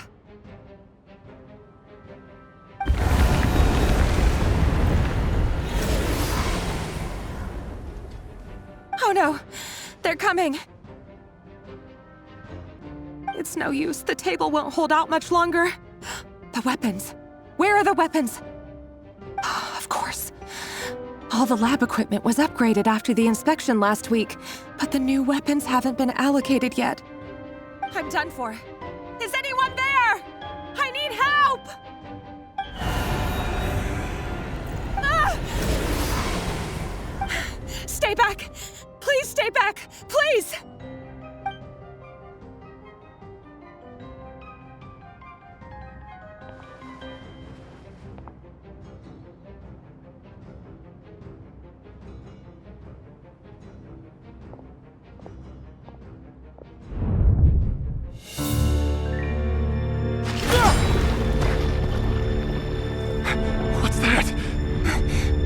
Rear. So the rumors about your work are true. What? No! Listen, something happened at the palace tonight. We have to leave! You don't need to lie to me anymore. What do you mean? I know why you're worried, and I will respect the decision you've made. But it's okay, because I found a solution. I know how to end all this. You can have it back. The normal life you so desire. But until then, I'm afraid our wedding will have to wait. Celindus? No, don't do it! Celindus! Celindus!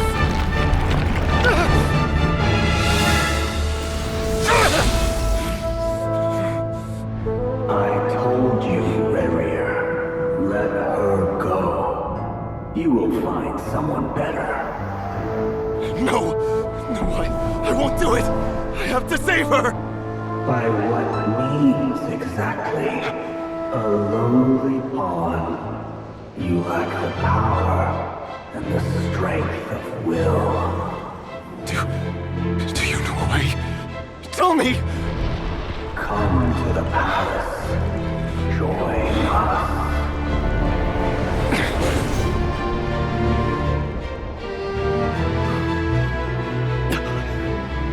Rarier, thank goodness we... Step forth and take your share. You made it. Not you too.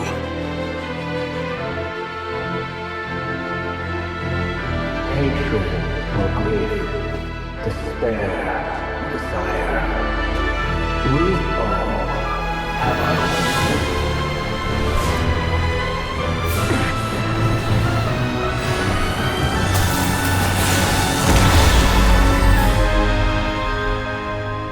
Rarier.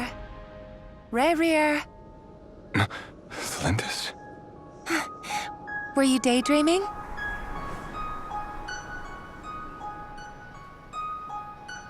You still remember, Rarier? That question you asked me a couple of weeks ago? Oh. You mean the proposal? Yeah. I'm wondering, where do you think would be a good place to discuss it? Maybe in the garden? Or were you thinking a fancy restaurant?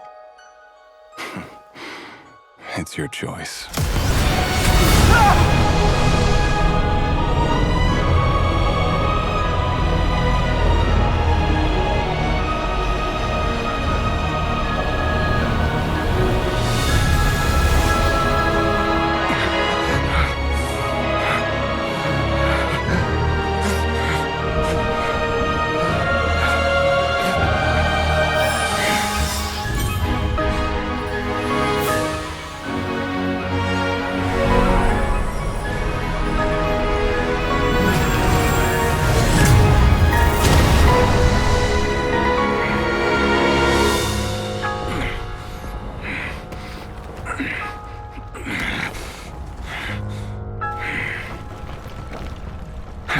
Find you.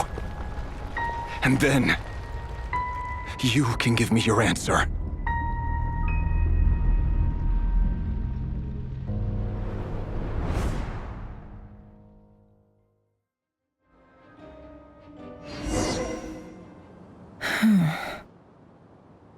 So that's how the Raker of Solnari was born. A monster created by circumstance is a monster all the same. Viewing other people's thoughts for too long can get uncomfortable. Right now, I'm feeling a strong sense of loathing. In a nutshell, the story of Conria is what happens when the truth falls by the wayside. Everyone tells little white lies, and before long, you have a huge pack of lies that destroys everything. Phew. Time to get back. His past is filled with sorrow, but the tale of any fallen civilization is one of endless tragedy. Cruel as it may be, that was Conria's fate.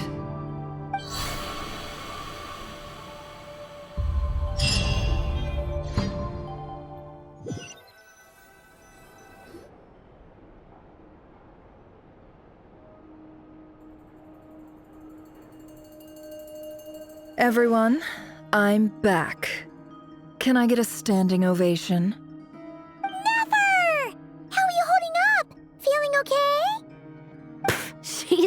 fine. Boss is a pro. Yes, I'm fine. You will have seen the events of Rarir's life through my thoughts. It's now clear that he is just a regular nobody, driven by personal tragedy, as he said himself. I mostly agree. There's only so much we can know about him from his memories alone, but they did give us a clear glimpse into his life in Conria. However, I would not consider Rarir to be a nobody. He was deeply involved in the events of that era. Yet, when the catastrophe of a generation strikes, nobody is safe. Sounds to me like you're speaking in riddles again. Is this you urging me not to abandon the people of Nod-Krai in their hour of need? That's not what I meant. Although I do hope you choose to remain a part of the plan. Without you, the mission ahead will be all but impossible. Then try to remember that I respond better to the carrot than the stick. And I don't appreciate being bossed around. Now, as for you, Missy, you were excellent. You stuck to the rules of the ceremony and kept your mouth shut the entire time. Bravo. Cool! So, can you fill me in on the deets now? Most of what I saw went right over my head. Patience. You'll hear the whole story, don't you worry. But let's meet up with the others first. It will save me narrating it twice. Yehoda? Yes, boss! Let me get that door for ya. That's more like it. For a moment there, I was worried you'd forgotten about the first clause of your employment contract. Forgive my curiosity, but what does the first clause say? It says I gotta do the annoying stuff that boss is too lazy to do for herself. Like opening the door, pouring the tea, yada yada. Is that right? If something is in the contract, it's because she willingly agreed to it. Rest assured that the Curatorium abides by the very strictest of labor policies. You don't seriously think I'm cruel enough to treat her like my slave? In any case, I've hardly shied away from my share of the work today. Hope I don't catch Flintz and Varka lounging about in their chairs, enjoying a leisurely cup of tea. There's nothing I dislike more than other people enjoying themselves while I'm hard at work.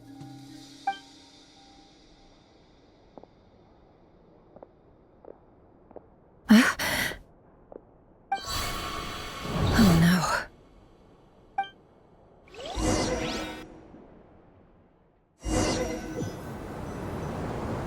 Sorry to disturb you, but we seem to have run into some trouble. Evidently so. Don't worry, I'm not about to leave you to fend for yourselves. I'm not that kind of boss. And it would go against the Curatorium's labor policy. I'm sorry? What did you hear me say? I wasn't talking about labor policy. Wait. How long have I been standing here? Not long. You just appeared by the door a moment ago.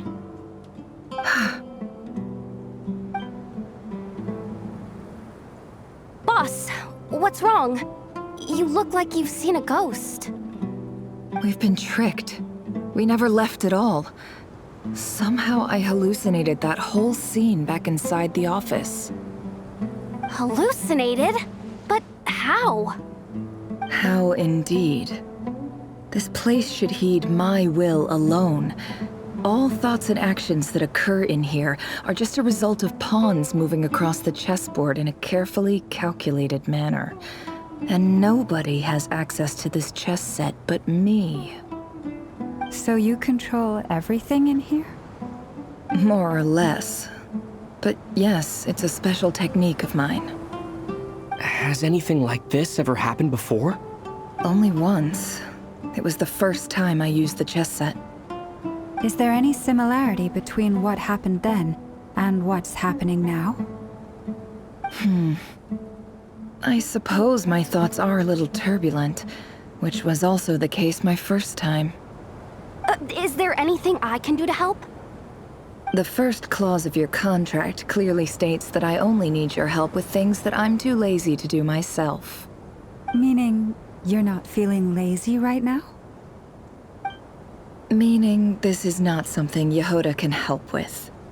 The chess set is a personal treasure that I alone understand. I must be the one to find our way out of here. Boss, it's fine. Really. Let me do something useful. Oh, listen to you. Whatever would I do without you, Yehoda? What? Really? Yes, really.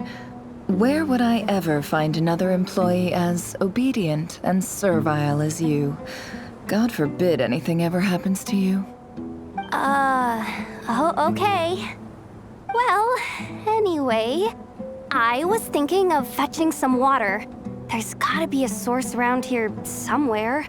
I suggest everyone finds someplace comfortable to take a rest. We gotta conserve our energy. Even though all this chess malarkey doesn't exist in a physical sense, mentally speaking, it's all real. And so is our tiredness and fatigue. You don't want to dismiss mental fatigue. Just because it isn't physical doesn't mean it's any less serious. But anyway, I got your backs, so don't worry about a thing. Don't I have the best employees? Jealous much? If we can find a suitable time, I'd love to borrow Yehoda for a day to help out at the Frost Moon Scions. Would you be amenable to that, Boss Nefer? Oh, Lauma. Have I ever told you just how pretty you are? Beauty runs from the tips of your antlers to the depths of your imagination. Time to rally, everyone.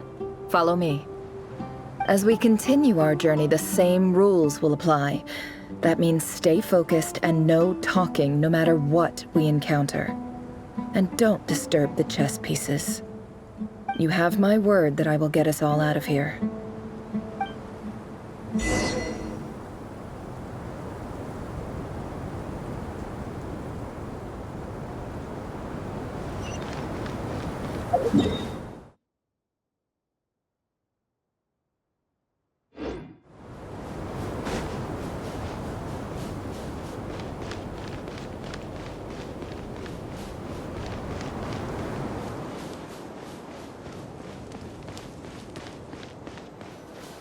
This place looks familiar.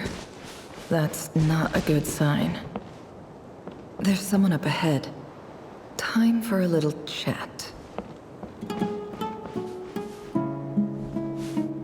I wasn't expecting visitors at this hour. Wait, is that? Oh, it's him. There you are! Sinue's been looking for you all day. I think he has some news for you. Oh yeah? What were you doing just now, Uncle Retinue? Hiding away some more loose change? I know I saw some Mora. What do you mean, loose change? Oh, come on, I'm too old for this. Just pretend you saw nothing.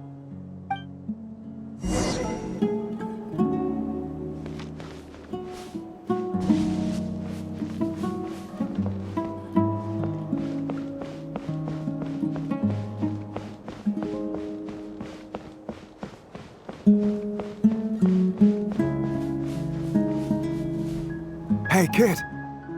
Mind telling me what Sinuhe's been up to recently? I'm trying to get in his good books and I need a way in.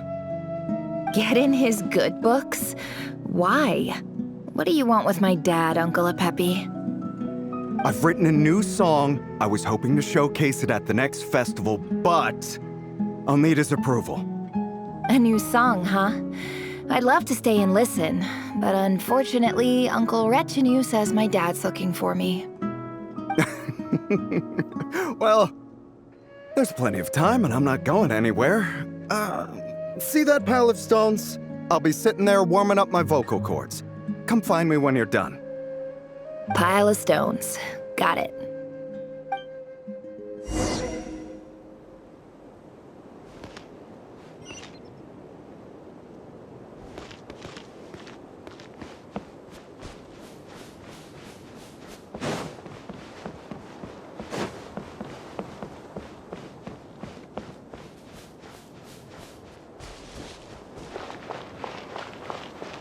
Hi, Dad. Uncle Wretch and you said you were looking for me. Ah, there's my little princess. If you'd gotten back just a little sooner, you could have shared the spoils of war with me. Spoils of war? Who were you fighting against, Dad? It was just a figure of speech. The aftermath of a sandstorm is no time to be waging war. I was talking about our war against thirst. I went out to fix our water supply problem, and now I'm back. Which means...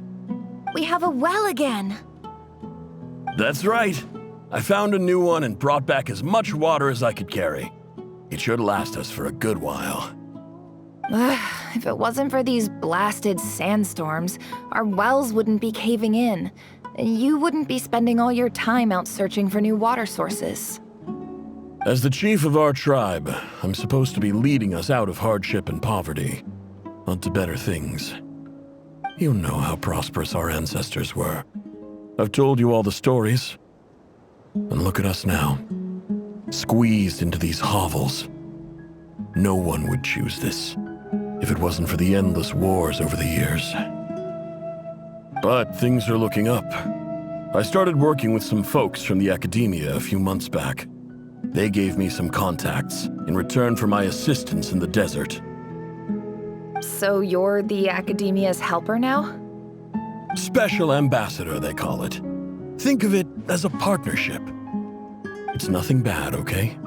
We've been isolated here in the desert for too long. Seeking opportunities elsewhere is the best thing for us, and the fastest way to progress. So, do you get anything good out of being a special ambassador? Of course. My luck's improving all the time. One day, I swear I'm gonna lead us out of this place. We'll find somewhere new. Somewhere better.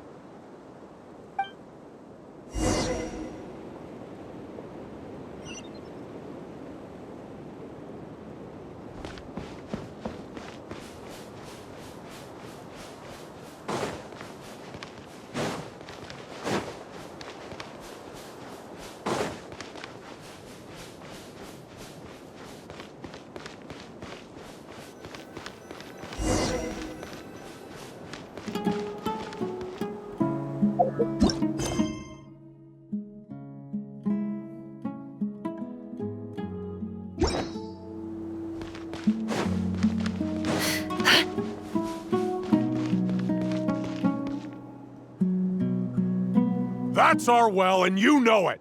You stole from us. Well, you've gone from chief to thief, and now you have to face the consequences. Did you really think you could take our water without permission and get away with it? You're either brave, stupid, or both. And that Special Ambassador Act? Yeah, nice try! We spoke to the academia. They said it was all news to them. You're a liar and a cheat!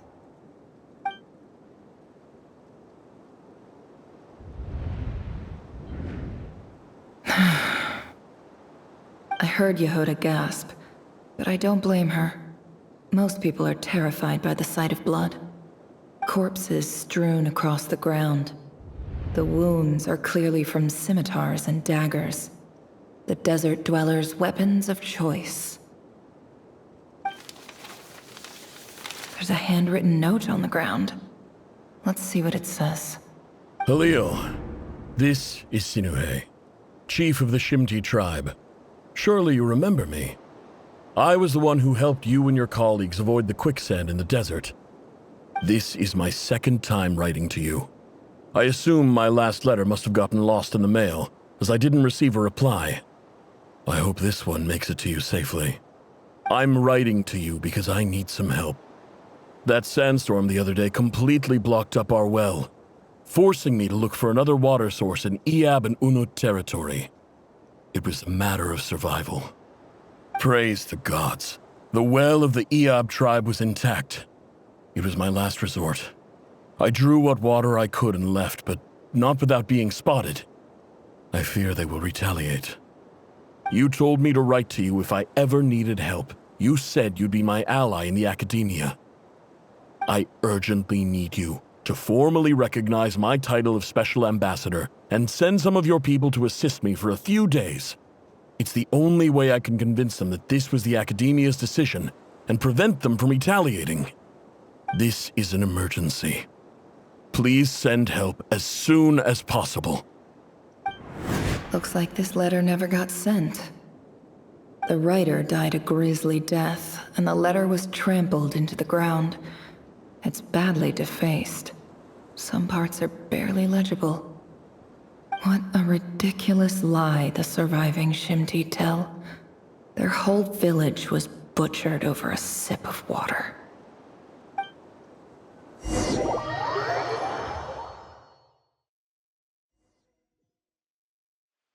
Ah, officer. Welcome. Welcome to our humble village. I thought you would at least have the courtesy to provide some respectable libations. This is the finest wine Aru village has to offer. I promise.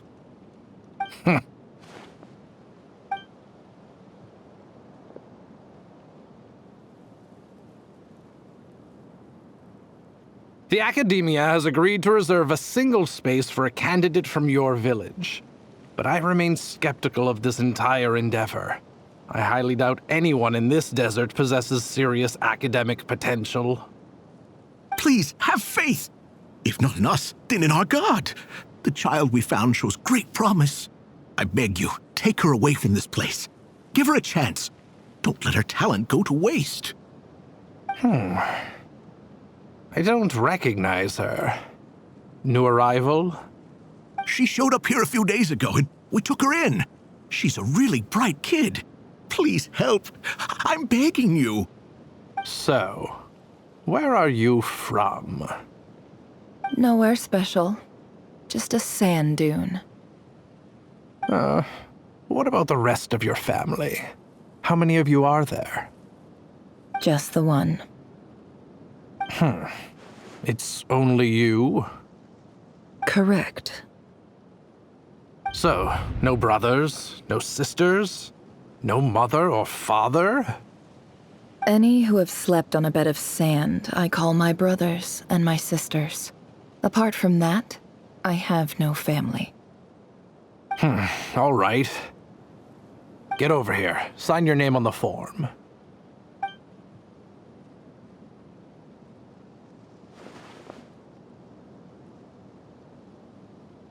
Never?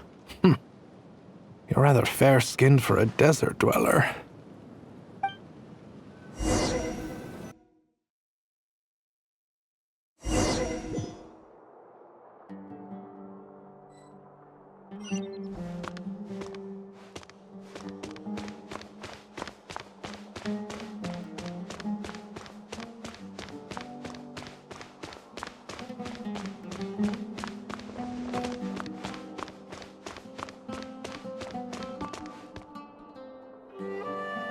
Nefer, this term's assignments have been issued already. Please read through the materials thoroughly, conduct your own additional research, and then write an essay on the topic. Yes, Professor, I'm aware. I just had a couple more questions I wanted to get your perspective on. Oh? Please, ask away. Well, I saw the other students' problem sheets, and I couldn't help but notice that my assignment is much easier than theirs. Do you really think I'm a weak student? A weak student?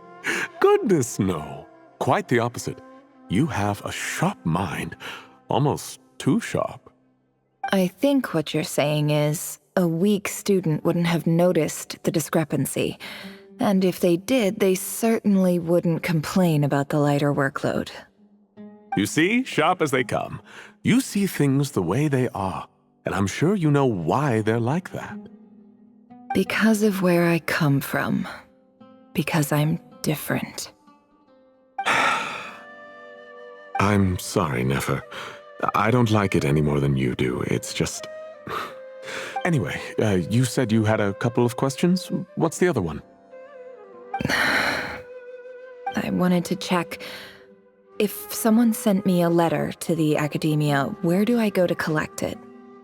Ah, your family wrote to you. As long as they put your name on the envelope, someone should hand it right to you. Not exactly. It's not even a recent letter.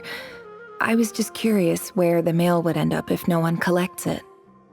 The House of Dana, I expect.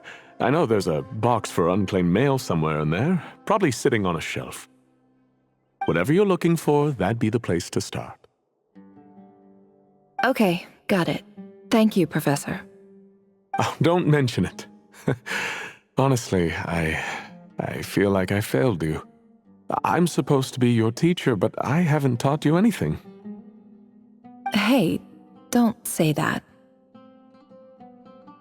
You're a great teacher, and you do your best for all your students. But the rules are the rules. You're not allowed to teach students like me. It's not just the academia either. The whole world bends over backwards for the successful and leaves the losers to suffer and die. Oh, my dear child. Don't tell me you've given up on life already. I haven't. I just think that if you want to make it in this world, you have to find a way to become successful.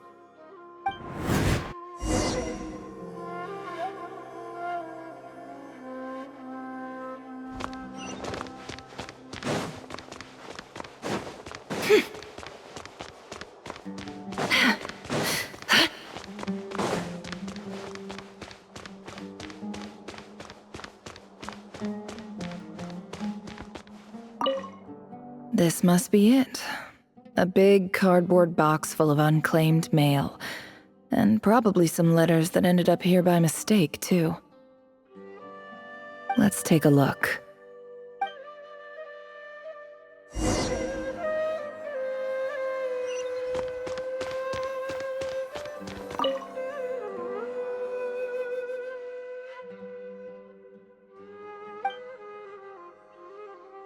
A dilapidation survey from Port Ormos.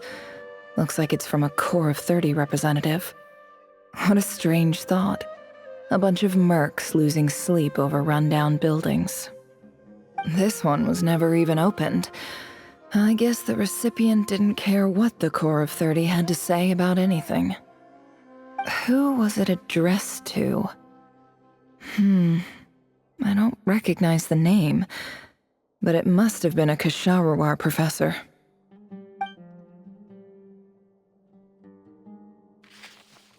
This one is addressed to the Immorta Sage. The title is Changes Observed in Satyavada Life Symptoms.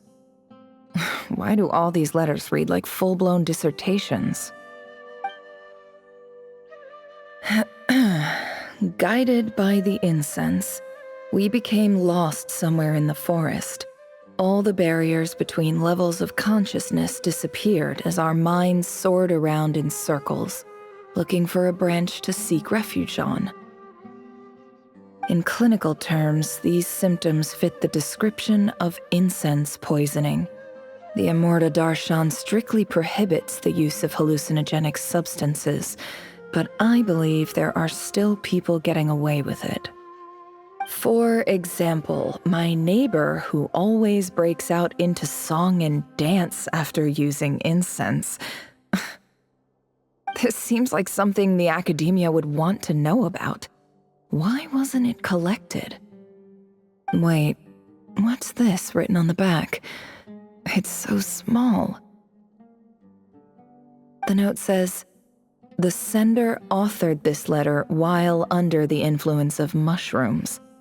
I would send it back, but no return address was provided. Stamped by the Grand Conservator of the House of Dana."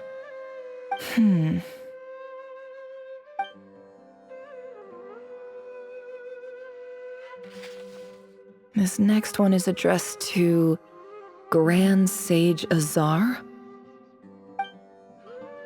A few words of protest regarding recent changes in Sumeru's educational policy.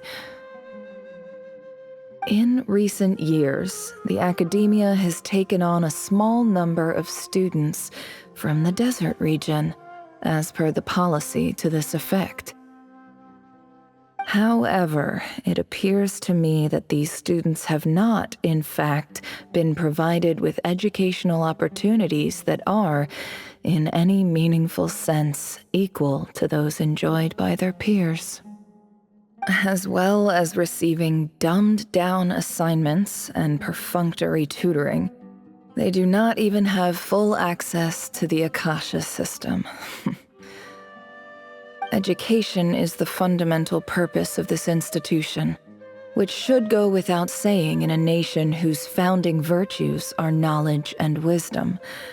I ask you, is the lip service we pay to the policy of education for desert students truly the standard of pedagogy to which the academia aspires?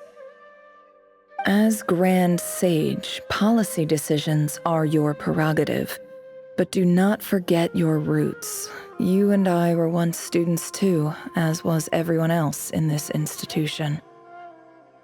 I do hope you will give some serious attention to this matter. I encourage you to discuss issues like this with myself and others, and listen to some alternative opinions. Great letter. Shame it didn't get to where it needed to go. And the sender is... Huh? Sage Cyrus of Spontamod. I didn't realize anyone else even knew how bad students like me have it in this place. So this is where letters from the Sage of Spontamod end up? Nice one, Grand Sage. Really enlightened leadership. Whatever. This isn't what I came here for.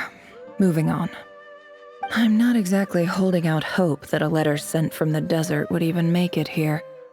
But if it did, where else would it end up if not in this box? I can't believe how much discarded mail there is. Must have been years since someone last went through it all.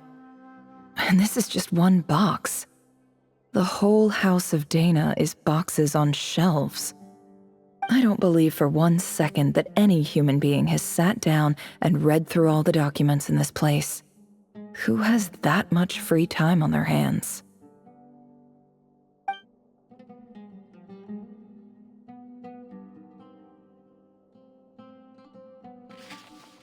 Wait, could this be it?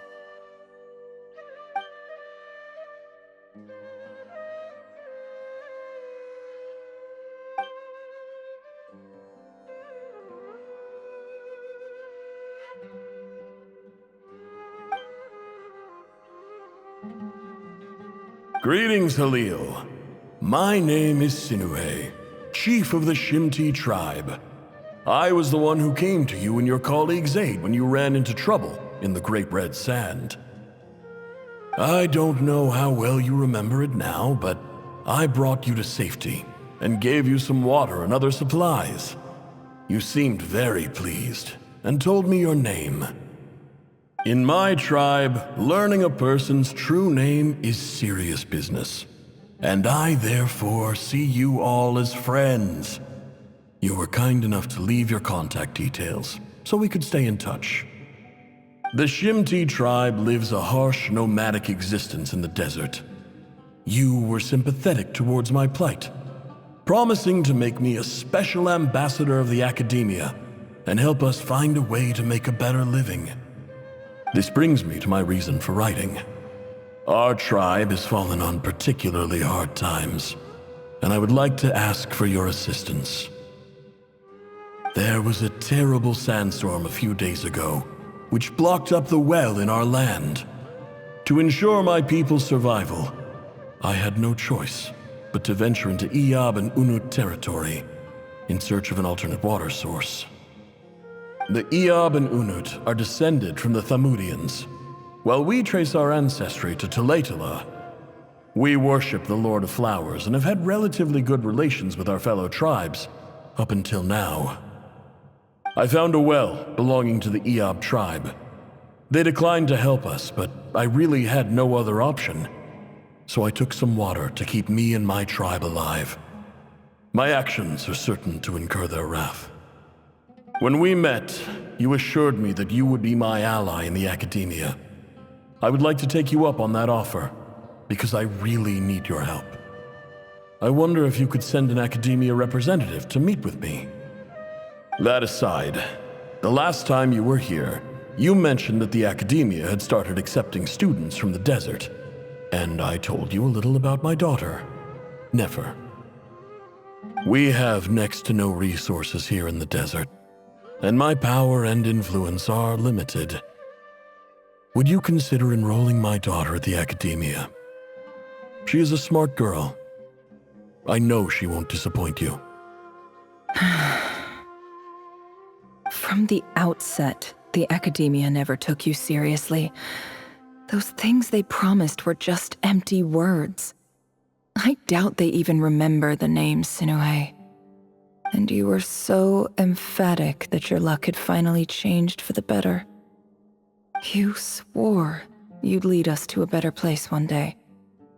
You spoke with such conviction, like you were the most powerful chief in the whole desert. You liar. You lied about everything. You promised the world and delivered on none of it. And who fell for it? Just me, by the looks of it. Despite your best efforts. Which makes you a pathetic liar. You weren't even any good at it. I think I'll take over from here. Let me show you how it's done.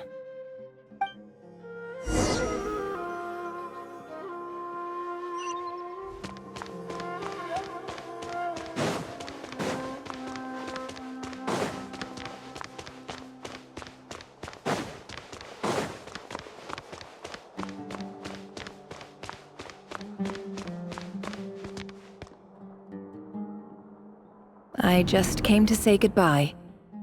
Thanks for everything you've done for me in my time here. Nefer? You packed your bags. Where are you going? I'm quitting. Something's come up in my hometown. Gonna head back and deal with it. Huh? But this was a hard-won opportunity for you. You know that better than I do. It was, but it doesn't matter. I have more important things to deal with, and they can't wait. Oh, and I didn't want to overfill my bags, so I left some incense on your desk. What's wrong? I thought you liked incense. Although, I did read somewhere in the House of Dana that it has hallucinogenic effects. Don't use it all at once, all right? Isn't this the stuff you brought from your hometown? You're just letting me have it? But you said it's a rare and valuable commodity. Yeah, about that. I lied. It's not rare at all. There's this bunch of ruins near my hometown that are practically overgrown with this plant. It's not worth much. Keep it, it's fine. But Nefer... All right, that's all from me. You take care.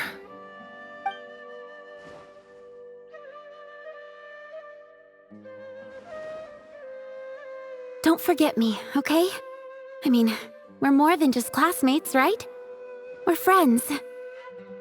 Yeah, I'll remember you. I lied again. That incense is worth a fortune, and it's a rare find even in those ruins. And as for remembering her, I have far too much to do when I get back. No time to reminisce.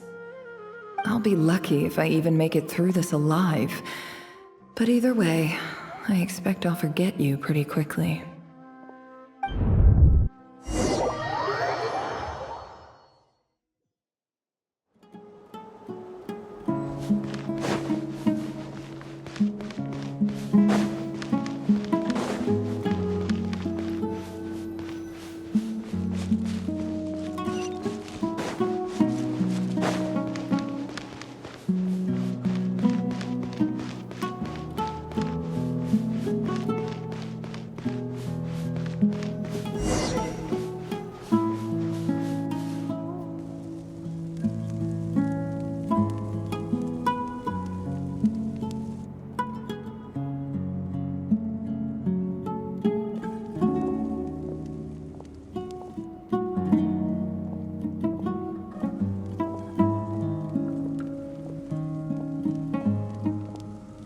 It's a pleasure to meet you, Mr. Arif.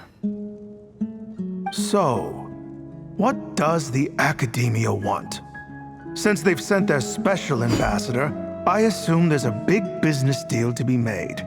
If not, I'd be very disappointed. Please, sir, lower your blade. You're lucky I'm the one they sent. Not all special ambassadors share my admiration for the Iab people. The ever-shifting balance of power in the desert reduced the once great civilizations of this region to rubble and sand. But the story of the Iab has a very different trajectory.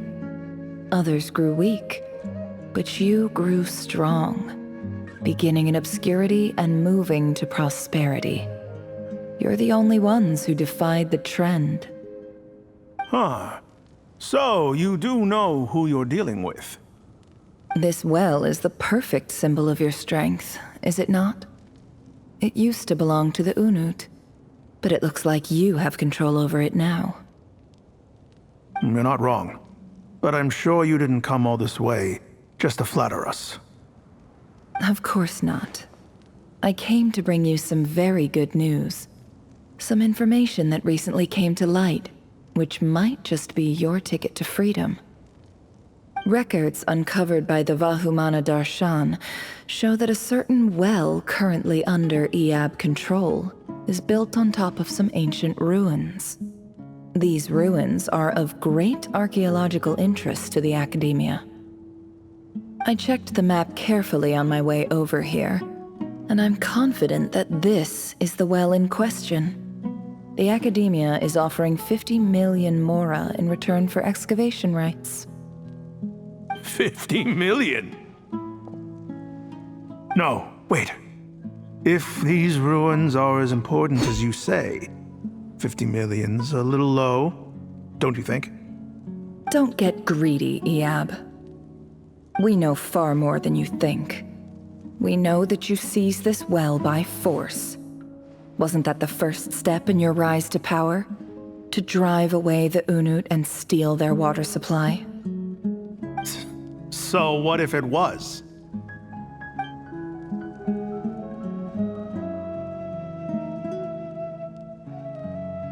Don't worry. As unscrupulous as it was, it's something we're willing to overlook. The Academia is only interested in dealing with the de facto power holders in the region. I hope I am making myself clear. And I hope your words are the truth. If I find out the Academia is trying to play me, I'll hunt down every one of your people and make you watch as I cut their heads off one by one. I assure you, Chief, that would not be in your long-term interests. You don't want to make an enemy of the Academia. You see how I'm dressed, don't you? I appreciate that you've never been to the rainforest, but surely even you recognize an ambassador's attire when you see it. And what does a barbarian like you have to lose anyway? You really think the Sumeru Academia would bother to come all this way just to lie to you? We have more important things to worry about. All right, I take your point. The Academia is the highest authority in the land. I'm sure you're trustworthy people. In that case, we have a deal. We will sell you the excavation rights. I'd like to thank you, Ambassador. This is good news indeed. Excellent news. In fact, it calls for a celebration. Would you do us the honor of staying a while and enjoying some Iab hospitality? Gladly. I am partial to wine myself, and I trust you are as well. So let's indulge in a few drinks together, in celebration of this momentous occasion.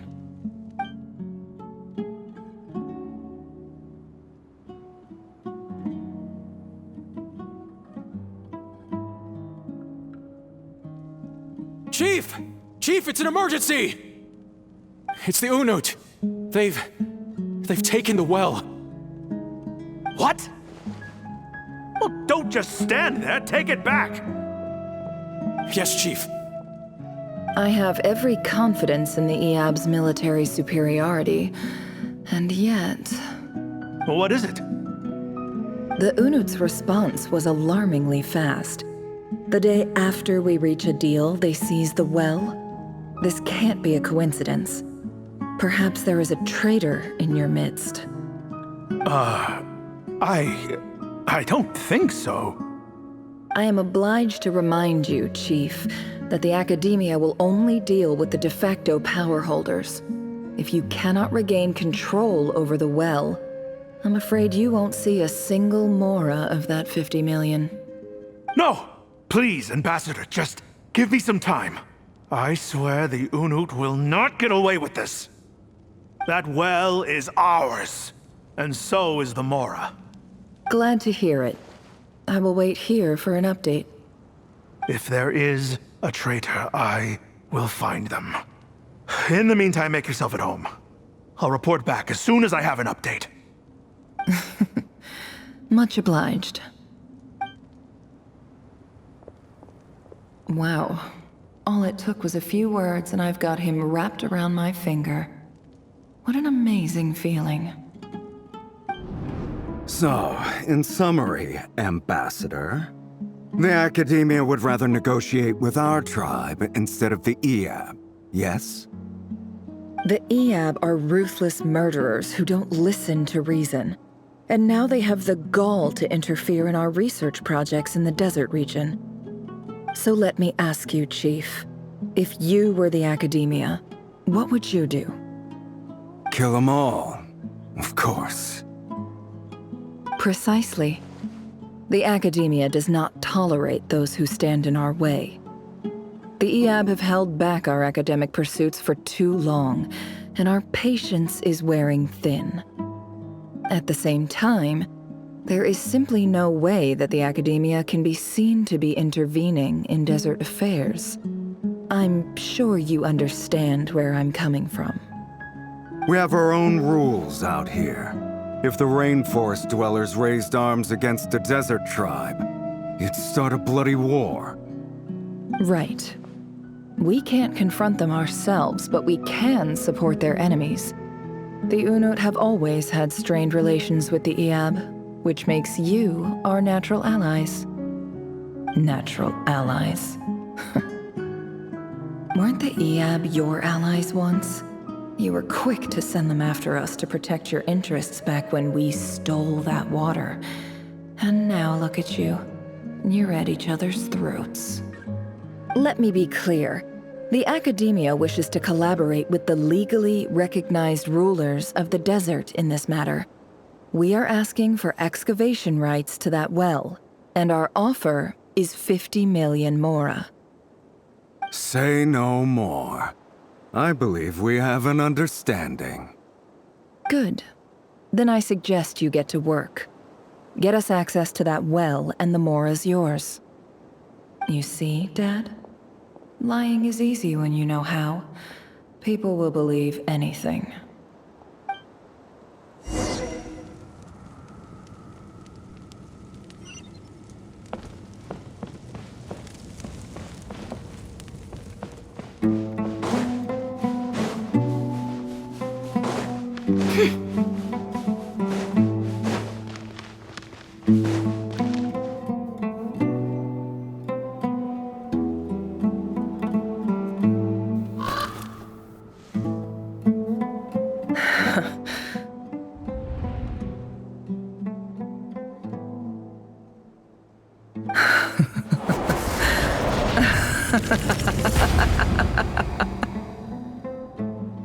Look at yourselves. You may be vile, savage monsters, but your butchered bodies bleed like any others. You're no different. You're nothing special at all. The monsters who destroyed my home, they're just ordinary, petty human beings. What a joke. I think we're even now. Maybe I've even done the desert a favor. It's a better place without all these people around. Oh, Sinuhe, my gullible fool of a father. Perhaps if you'd been as ruthless as I was today, our tribespeople would still be alive. In this dog-eat-dog world, a chief needs to be tough to survive. But you couldn't do what had to be done. So I did it for you. Nefer, it's okay.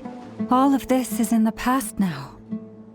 I believe I remember you promising to remain silent. Yeah, but even so... Yehoda, is there anything you can do to ease the tension? Alright, time for a sharp turn onto a completely different topic. So, anyway, that's enough of that. When are we getting out of this place? Feels like we've been walking forever. I'm getting pretty tired. Oh, Alma, you tired? Yes. If we can find somewhere to sit down, I could certainly do with a rest. It's not far now. There should be a temple just up ahead. Yes. Really? A temple? That's where this story ends? I guess that's how things go in the desert. Desert dwellers can never escape their destiny. Or so everyone says. I never wanted to believe it, but looking back now, I'm as desert as they come. You mentioned a temple. What's waiting for us there? My biggest trade secret of all. Ah. Then I'm guessing it's where you got your power from. The power to peer into other people's minds. I didn't know you were clued up on any other religions. I'm no expert in the history of Sumeru, but since you come from the desert, I would imagine it has something to do with King Deshret.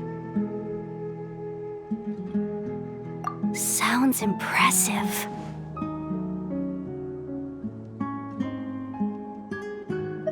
Ah, I know who you mean. General Mahamatra Sino. The spirit of Hermanubis dwells within him. That's Boss Neff for ya. She knows everything. Sino's hardly a figure of obscurity, but I know about Sethos too. What about him? Is he a big deal or something? Well, he's not a small deal, let's put it that way. Please, this is the bare-bone basics. Save the flattery. Thanks for your patience, everyone. I'm sure it's been a lot to take in. With any luck, that's our exit just up ahead.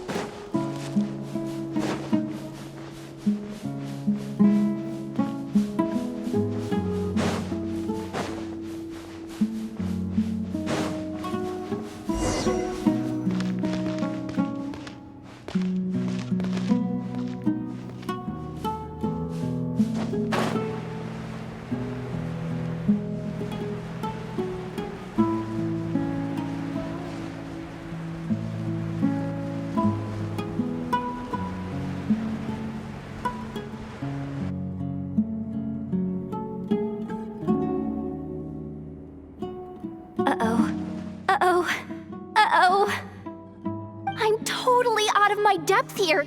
I don't have anything to add about any of this stuff. Like, look at that statue, for instance. I want to do the whole name-dropping, this girl knows her stuff thing too, but I've never seen anything like it before. A statue with the head of a bird. That's Thoth, the Ibis King, one of the 7 pillars of King Deshret. The legends say that he, the Crocodile King, and the Goat King were the 3 retainers of King Deshret. Let's take a look.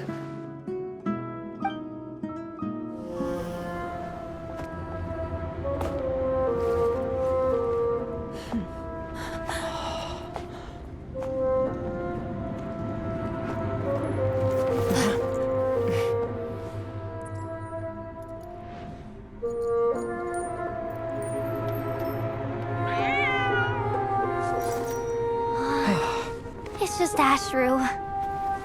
So, all is well?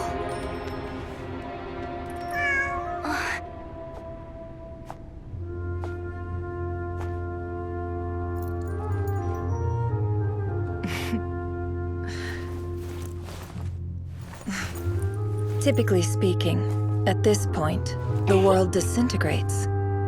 Then we find ourselves back in the outside world. Besides, these are my memories. There's nothing to fear. You're sure? Of course. It's almost over.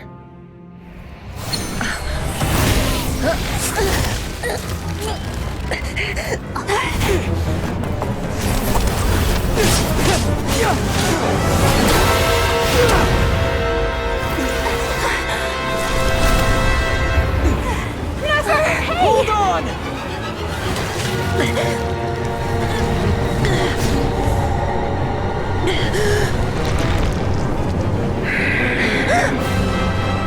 Knowing too much is always a death sentence. Speak for yourself.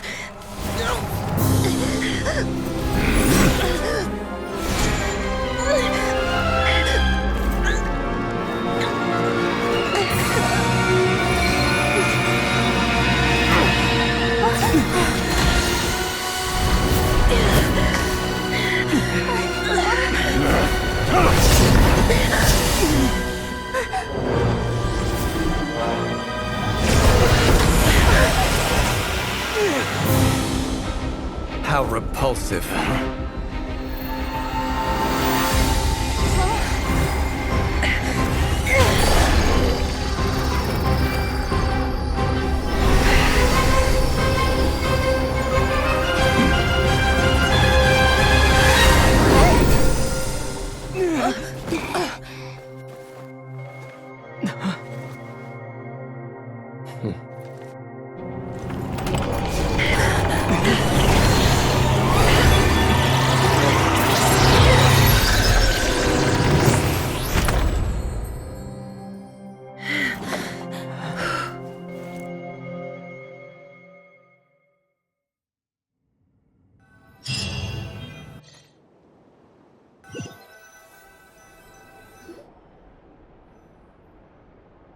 Timed that pretty well, didn't I? It's okay. I'm just glad no one was hurt. Paimon noticed you doing something too, Dainsleif. Were you helping get them out? Of course. When I asked Nefer to conduct this investigation, I was not naive to the dangers involved. I had a duty to ensure your safety. Good to know your sense of justice is still intact after all these years. I take that to mean that you saw the truth. That comes as a great relief. I certainly did. And thanks to your help, I also managed to trap Rerir inside the chess set. Whoa, really? How'd you manage that? Well, to be honest, I sensed that something was wrong long before we made it to the temple. By using this fragment to probe into Rerir's past, well, the monster formerly known as Rerir, it seems I alerted him. I was tracking him, then he caught on and started tracking me too. Can't say I'm surprised. But how did he track you through your thoughts alone? That shouldn't be possible. Rerir was a secret agent who reported directly to the Vinster King. He is an expert at finding a trail and hunting down his pursuers. No wonder. He infiltrated the chess set, read my thoughts, and built a new virtual chess set inside of it. That's why we weren't able to leave at first. Speaking of your chess set, it's quite a remarkable item. Would I be right in thinking you have some connection to King Deshret? You overestimate me. I only have a connection with one of his underlings, the Ibis King. You all saw how this came to be. A long time ago, the Iab massacred my tribe, the Shimti, in our home village. A few years later, I enrolled in the academia, where some new information came to light. The Unut and the Iab fought a bitter battle over the rights to a well, all for the sake of a non-existent 50 million mora. The Iab ultimately won that confrontation, but their victory came at the cost of almost every warrior in the tribe. The final blow to the Iab came at the victory feast, when an Unut assassin beheaded their chief right before my eyes. The remaining Iab fled and have been scattered to the winds ever since. Having gotten my revenge, I returned to my hometown, where to my surprise, the nearby temple was still standing. There it was, seemingly immune to the relentless hostility of the desert, while my tribal home lay in ruins.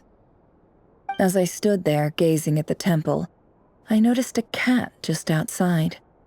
This cat, as it turned out, was home to the spirit of the Ibis King. He led me to a gate deep inside the temple, and there he made a deal with me. This chess set is my gift from the Ibis King. The chessboard within is made to the same specifications as the one in the mausoleum of King Deshret, and represents his power of piercing analysis. With this chessboard in its container, I gained a certain ability to perceive hidden secrets. Now, you could conclude that the Ibis King simply wanted to give the people of this world the power to seek the truth, but I don't believe that's the full story. Every god plays favorites. Their hearts are as fickle as any human's, full of secrets, perversions, egotistical tendencies. But precious few gods are willing to admit this. It is the same with all powerful forces, including fate itself. Their gaze falls preferentially upon a select few. As you rightly point out, this is an act of favoritism. If you're alluding to the Abyss, then yes, I agree. Gather the others. It's time to share everything I've learned.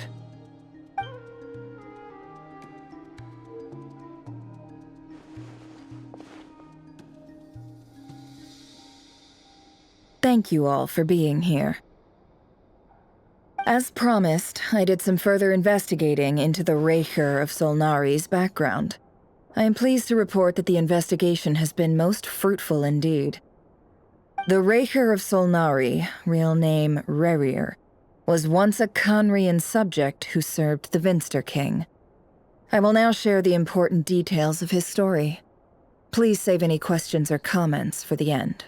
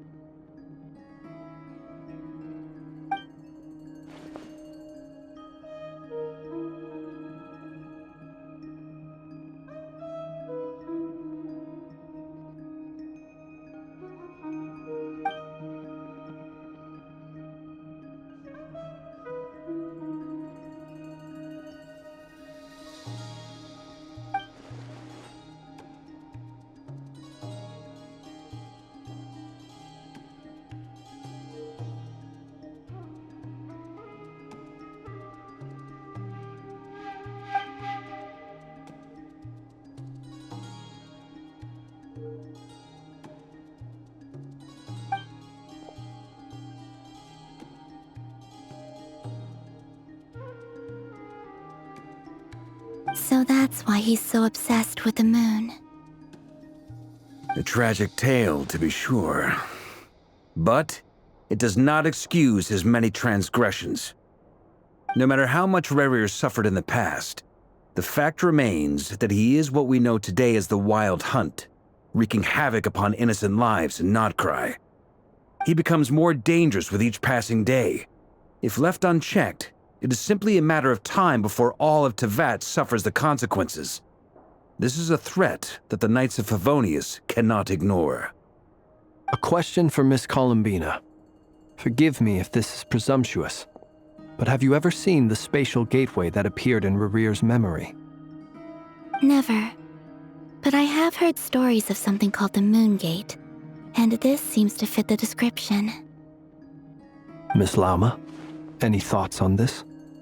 In the lore of the Frost Moon Scions, the moon is believed to hold many secrets.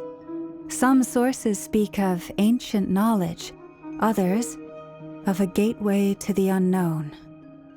The term Moon Gate is one I have heard before, but as is the case with all of our legends, there are no records of any first-hand witnesses. We cannot know whether it truly exists. Then back to Miss Columbina. As a moon goddess yourself, do you have some idea of where the Moon Gate leads to? Not at this stage, sorry. I do hold the power of the Frost Moon, and my strength is recovering well. I can sense that the gate would open at my command, but... But there's more to the power of the Frost Moon than that? Yes. A moon goddess has the right to open the Moon Gate, since it is a path to the moon. But as never mentioned, holding open a spatial gateway takes a huge amount of power. And right now, I need to conserve my energy to fight the Ray Hero of Solnari. I'm afraid this is one mystery we may have to leave unsolved for now. I agree. Better to save your strength. But if you'll humor me for a moment, I have a bold conjecture of my own regarding the world beyond the gateway. I highly suspect that neither Tholindis nor Rerear made it through unscathed. The evidence pointing to this is the fact that the Ray Hero of Solnari exists in the form of countless fragments. With the abyssal power he wields, no ordinary foe can touch him, let alone tear him to shreds. And yet, the Wild Hunt proliferates wherever his scattered fragments lie, drawing hordes of monsters to many different locations across the land. So your theory is that Rerear was physically torn to shreds by some powerful force? Hence, why the Wild Hunt is a distributed phenomenon, rather than a unified one? Makes sense to me. Explains why the Wild Hunt is so pervasive, and why he's been trying to piece himself back together. He was whole to begin with, and he wants to be whole again. Without the power of the Abyss on his side, he almost certainly would have perished the moment he was torn apart. But the Abyss, much like a curse, has kept him alive. I could not agree more. The power of the Abyss is most surely a curse. It is a compelling explanation, and one that accords with my present understanding of Abyss creatures. Whether the life form in question is primitive or advanced, if a curse has extended its lifespan unnaturally, it will continue to survive in spite of everything. This raises some interesting questions. I will run some experiments and see if there is any validity to my suspicions. That being said, regardless of whether my research bears fruit, I would like to thank Miss Nefer for conducting such a thorough investigation. Already, it has greatly enriched my understanding of the entity we face.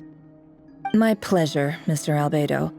I too hope that the information I have shared today proves useful as we look to formulate the next stage of our plan.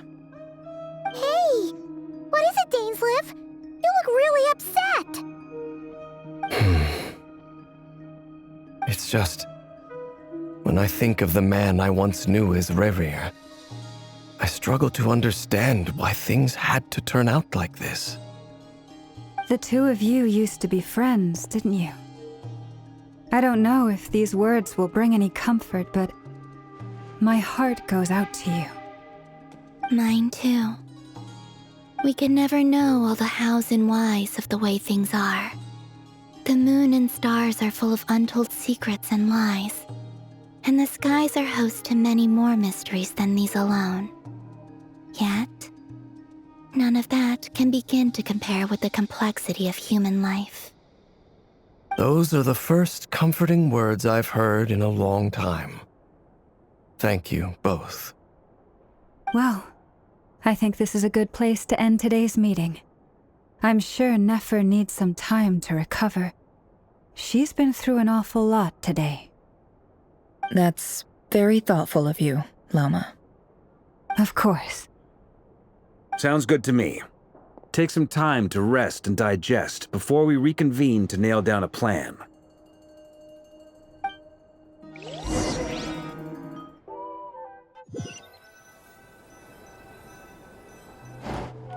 Hey, is this a bad time? Hope I didn't kill the conversation.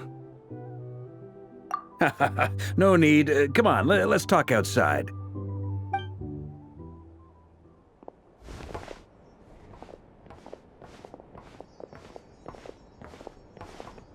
Anyway, Nefer went back to the curatorium to get some rest. But before she left, she shared some things with me that I thought you should be aware of. Firstly, although she managed to trap the Raker of Solnari inside her chess set, there's no guarantee that the power of the Ibis King is any match for one of the 5 sinners. Their powers are beyond our comprehension.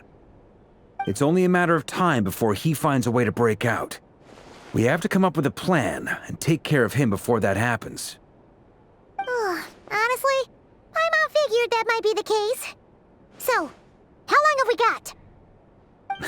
Well, I asked her that same question. She talked for a long time, but for the most part, it seemed like she was trying to convince me how precious her chess set is. What a long and storied history it has. It felt like some kind of sales pitch, you know? The kind where you end up handing over Mora against your will? Anyway, after all that, she finally answered the question. 2 days, at most. 2 days? Holy moly! Can we even recruit enough help in that time? That remains to be seen. Which brings me to the second issue. Dainsleif is obviously conflicted about this whole thing. But given how little time we have, there's no way we can pull this off without his help. You have some history with him, right? Do you think maybe you could talk to him for us? Great. I appreciate it. All right, on to item 3. So, Albedo, Durin, and I put our heads together and came up with a plan. Can't promise it's gonna work yet, but at least it's a start. We figured we'd bounce the idea off you first. We'll explore it further once everyone's recovered. Oh, Paimon's dying to hear this. All right, so here's what we're thinking.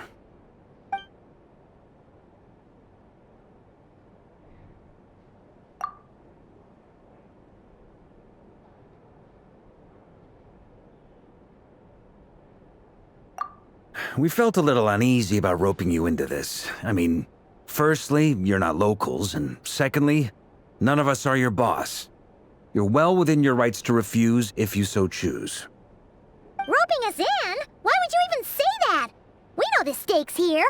It's all of us against the Rayher of Solnari, or none of us stand a chance. I choose my words very intentionally, I'll have you know. I like to think there's an art to striking a down-to-earth tone even when the stakes are through the roof. Sir Varka, I have a few thoughts about this plan. I'm all ears. I think we can be more flexible with how the roles are allocated. In my view, the most sensible lineup would be like this.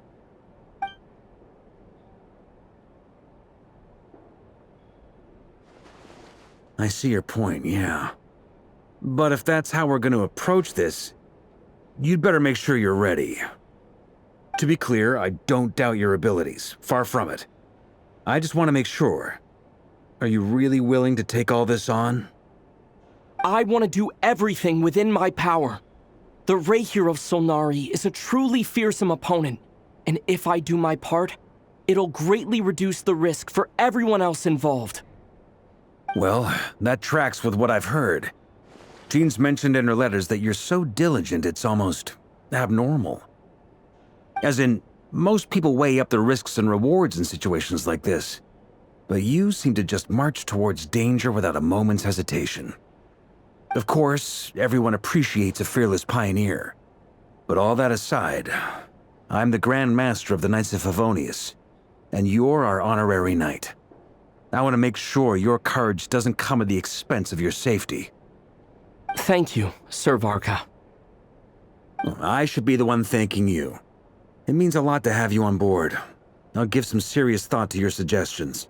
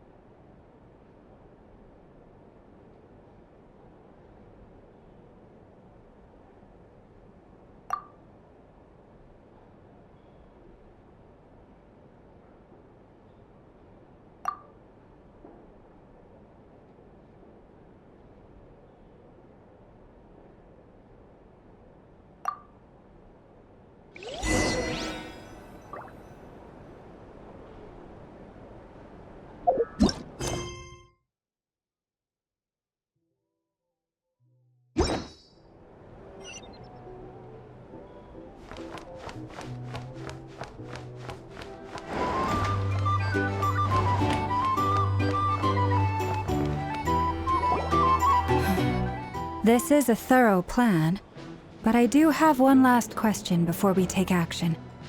How can we be sure that our enemy won't leave the designated area? Great question. Albedo's been hard at work analyzing Rerir and the Wild Hunt's behavioral patterns. His conclusions are as follows.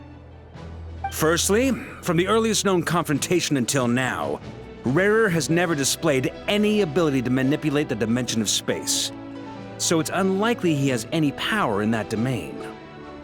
Secondly, he seems to have a particularly strong vendetta against our group. If we put him in a fight-or-flight situation, he'll choose to fight every time. Thirdly, finally, and most importantly, he is consumed by hatred, both for the moon and for his enemies. Turns out, we tick both of those boxes. We have a reincarnated moon in our ranks, and a spy who accessed his private memories without permission. He'll be baying for blood, not looking to escape. As someone who's had their fair share of interactions with the Wild Hunt, those all seem like valid observations to me. Understood. Then I will defer to the verdict of the group. Well, everyone, that's the plan in full detail. Albedo and Durin are carrying out their part as we speak. Plan approved. Scheduling. Okay, any firepower you need, I got you covered. Let's light this baby up. The Frost Moon Scions are behind you as well. And the rest of you?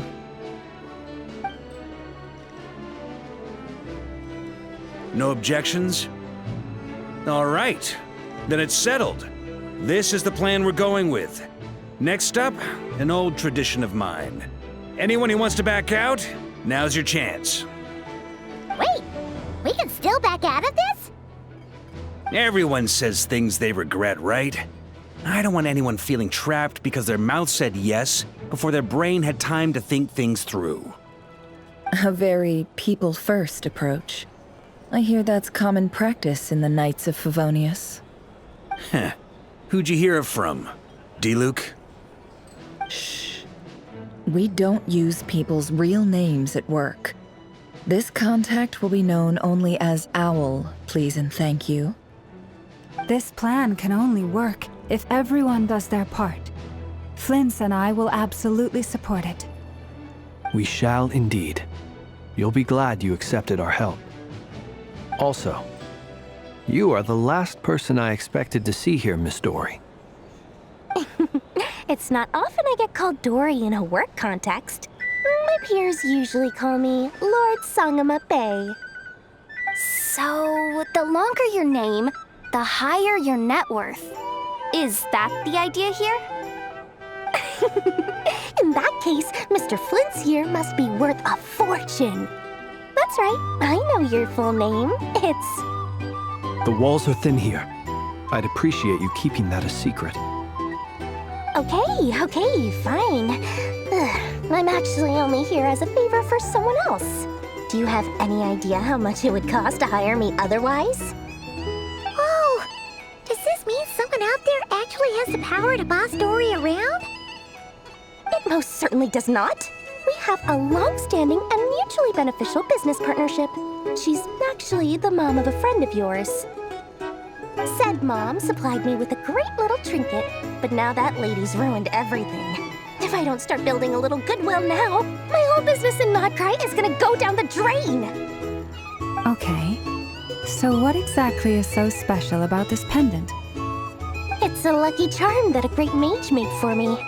We have a business relationship, and she was worried that something bad might happen to me. So, she wanted me to have something that can store power to protect myself with. I finally got it all fully charged up with Kuvaki, and then never went and used it all up at once! Never lost so big in my life! You're right. It was all my fault. I didn't mean to drain all the Kuvaki in the pendant, but I'll make it up to you. You will? Well, in that case, how about you give me your chess set, and we call it even? I knew you'd say that. Well, it's yours if you want it. In fact, take it now, and I'll even throw in a free Raker of Solnari. Deal? You're putting me in a difficult position here. It's a very useful thing to have around, but I have a funny feeling it won't be around much longer. I guess we'll see in a couple of days. Looks like bankruptcy for me. Hey, don't be so pessimistic. See this through and you never know. You might find a new business opportunity on the other side.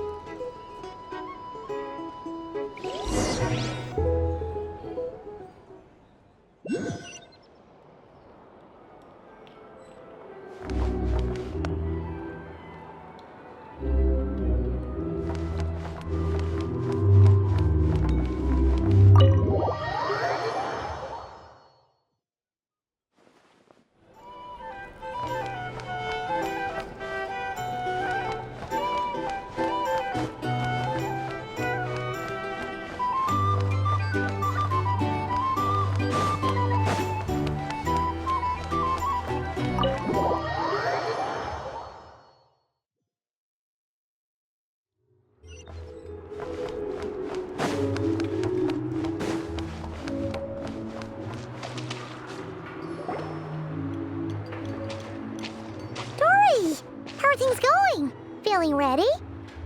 Oh, I was born ready. We only have 2 days. You think Lord Sangamabe would let an opportunity like this slip by?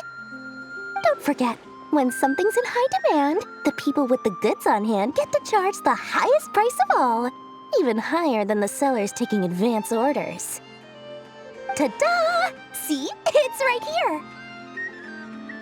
Oh, it's so pretty! Did you make it? No, I have a supplier. We go way back, so he made me a very attractive offer. Aha! No wonder you were talking about lucky charms at the meeting. You've been getting Kaveh to make them for you. That's not the full story. It actually started a while back as a project between me and the Dendro Archon. Mage Alice once warned me that this world won't stay safe forever. There may come a day when everyone faces a great crisis. I passed this on to the Dendro Archon, and she secretly brought together a research team made up of Sumeru's top scholars to invent a technology that could keep people safe. I won't go into the details because it's all very complicated, but if you want to know more, you can ask the Dendro Archon about it sometime. Anyway, point being, it was the Dendro Archon who asked Kaveh to build this little contraption. As one of the top Kasharu War talents, he was the obvious choice. Took him long enough. He stressed over it for ages. Must have gone through at least a dozen designs before producing a final product. But That's Kabe for you. Marak delivered it to me a couple of days ago, along with a letter from Kabe. Could I ask why I'm sending this technology to you? And what's your proposed use case? Has it been approved by the relevant authorities? So nosy. My fault for sending him the research permit to begin with. Surely Nahida must have told him you were involved in this project. He was probably just nervous because you're always so secretive about your business. Could be. Anyway, I just replied, let's hope there never has to be a use case, because it would involve grave danger. Fair enough. But it sounds like he was just being cautious. He probably felt responsible as the one who made it. Or maybe he was asking as a favor for his housemate. He's done that before. Not sure why, though. His housemate doesn't seem to really care that much about this kind of stuff. Either way, all's well that ends well. I'm just glad to finally have my hands on the product. I wouldn't want to be without it, given the potential dangers that lie ahead. Huh? What does that look mean? Paimon's just super surprised. This must be the first time we've ever seen you actually get serious about something. Well, a long time ago, I made a promise to myself. I promised that I was gonna live every day of my life with a big beaming smile. Obviously, Mora plays a big part in that. But there are always gonna be times in life when you have to give something back. That could mean paying back a debt, returning a favor, or showing some kindness. Alice has been a huge help to me over the years. She was the first investor I ever had. And I want my investors to know that Lord Sangamabe is the best in the business. And more than that, no one knows what the future will bring. Whatever happens, I want to make sure the Dendro Archon and all of Sumeru is prepared to face whatever comes. Oh, that? I was just making sure Nefer and I are square. Don't be thinking it was some sort of benevolent act. I'm no saint, so don't treat me like something I'm not. My priority is doing the business that I want to do, so long as my conscience lets me, but it usually does. That's the Lord Sangamabe business model. All right, if you say so. I do say so, and that's the whole point. I'm a businesswoman. Don't go trying to figure out what kind of person I am. You'll exhaust yourself. Much easier for everyone involved if you just take my word for it. Oh, and could you two help me get this stuff where it needs to be? Thanks so much. You're my favorite assistants.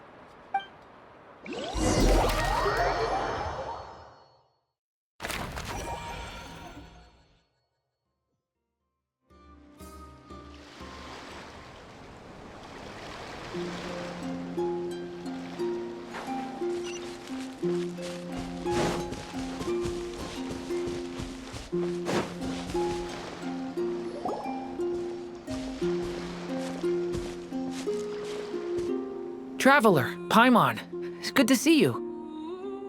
Everything going smoothly over here? Sort of.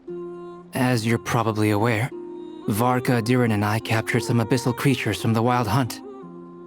Per the plan, we dissected and analyzed some samples of these creatures. The process went very smoothly. The findings, however, come with some troubling implications. What? You can actually dissect the Wild Hunt? That depends on your definition of Wild Hunt and dissection. Harmless, lifeless. These words are accurate descriptions. The Wild Hunt is an interesting phenomenon. In and of itself, it doesn't seem to possess anything akin to a human personality. But taken as a collective, the medium through which the Wild Hunt is summoned does appear to have a soul. Master griped a lot about the wise Horoptotire, and seemed somewhat fascinated with the foul Certology. But she barely mentioned Rerir at all. I don't think that was because of his lower social standing, though. Anyway, it's a pity. I should like to hear her thoughts on the nature of the life form he has become today. It's a strange mix. The furious energy of an abyssal being channeled through a fractured physical existence. A consequence of being torn apart by an unknown power. Perhaps the only explanation for his survival in this state is that he sacrificed a degree of individuality in exchange for a continued existence. Oh, sorry. Once I get talking about interesting research, I have a tendency to go on indefinitely. Back to our research findings. Essentially, they confirm my hypothesis. Rerir's corpse is completely contaminated by the Abyss, and the effects are irreversible. You could think of this as Rerir in mutated form. But in my view, even that would be inaccurate. In reality, his whole being has been consumed by the Abyss. In other words, he is now nothing more than a manifestation of abyssal power. Unfortunately, at present, we have no means of completely eradicating abyssal power. Hence, we cannot fundamentally destroy the Rerir of Solnari either. Oh, that's terrible news! So, that's it? We can't defeat him? Not even if we get the power of the Three Moons? Miss Columbina's situation is a difficult one. She can never achieve wholeness when the world does not accept her presence. It's as if her creator banished her to a place she can never be accepted. It means she spends most of her energy just on her own survival. Given the circumstances, it's only natural to despair. But we must see this plan through to the end. Time to kick off the backup plan. Oh, Paimon almost forgot! This is for you. Dory asked us to bring it. Ah, how wonderful. Well, thank you for making the trip. Durin and I will be heading off shortly. I'm sorry I won't be there to protect you in person this time. Please be careful. All right then. Stay safe.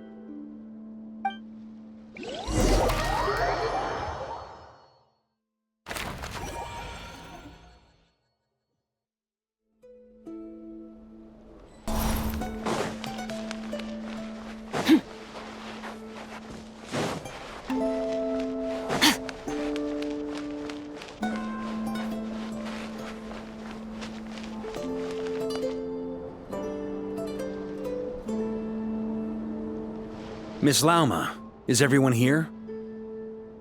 Yes. The fate of my flock is in your hands, Grandmaster Varka. Please keep them safe. My lady, what are you saying? Within the next 24 hours, we will face the biggest crisis the world has ever seen. This is not a burden that we deserve to bear. But I believe that we reap what we sow in this life. So I intend to act. I must do what I think is right. For me, that means fighting for the future of Nod-Krai. This gentleman is the Grand Master of the Knights of Favonius, Varka, Knight of Boreas. In my absence, please follow his lead.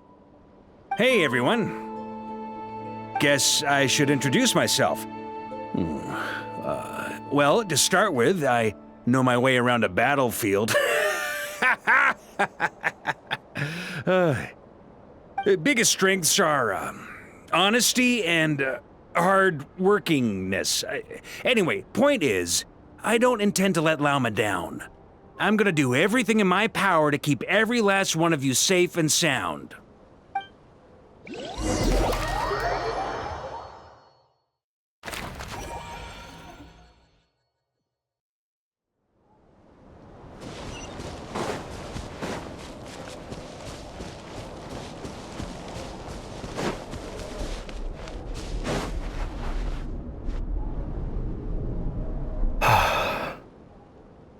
Something on your mind? Miss Columbina, was it? I believe that's how the others addressed you. That's right. Names are funny things. Have you always been called Dainsleif? Yes. I take it your own name has a more complicated history. I have a different relationship with names than other people. To be honest, I'm not even sure that Columbina is my name.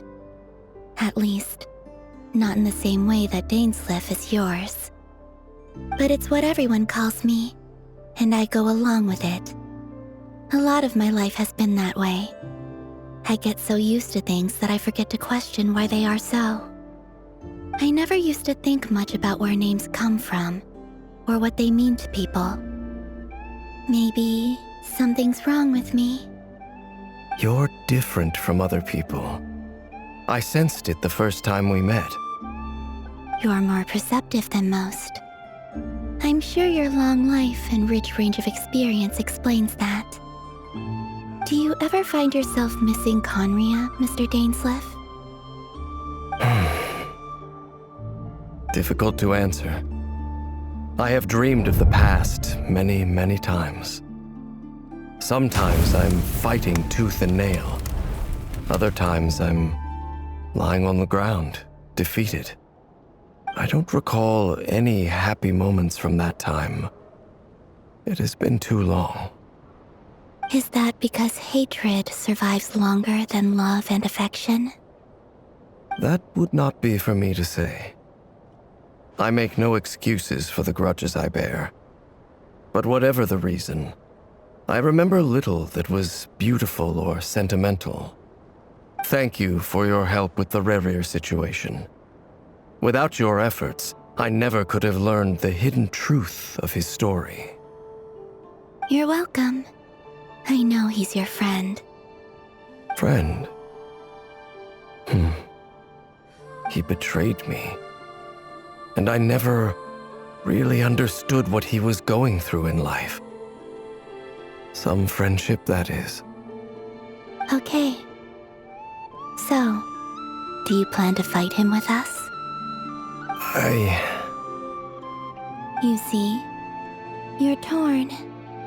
Now you know what really happened. You see the things he's done in a new light. I need some time. Of course. I completely understand. Anyone else in your position would feel conflicted too. Actually, I went through something similar myself recently. Something happened that changed my perspective on a situation. A situation I took for granted at the time, but now I feel very grateful for it. You mean the Harbingers who still support you, even though you've left the Fatui? Yes. I always thought they were only helping me because Harbingers are forced to work together. But then I abandoned them. A warrant was even put out for my arrest. And even now, they still support me. Which means I was wrong about them all along. Clearly, they view you as a friend. I feel a little guilty now. I regret not seeing her help for what it was, and not treasuring it. I see the guilt that you're feeling now, because I feel it too. Hopefully, talking about it will do us both some good. Have you noticed that the Traveler and Paimon are over there? I think they've been listening. Huh. Shall we say hello? Sure. Hello. Ah! They caught us!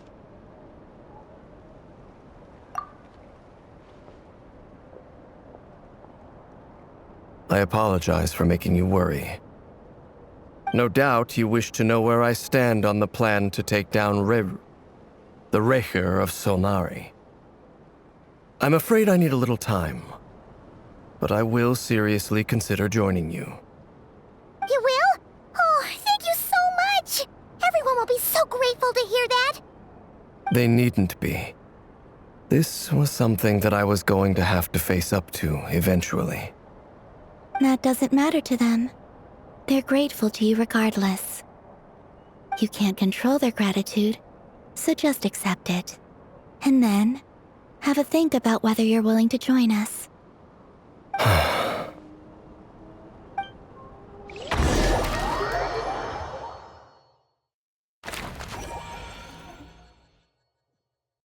It's nearly showtime. Let's go rendezvous with the others. You know the place.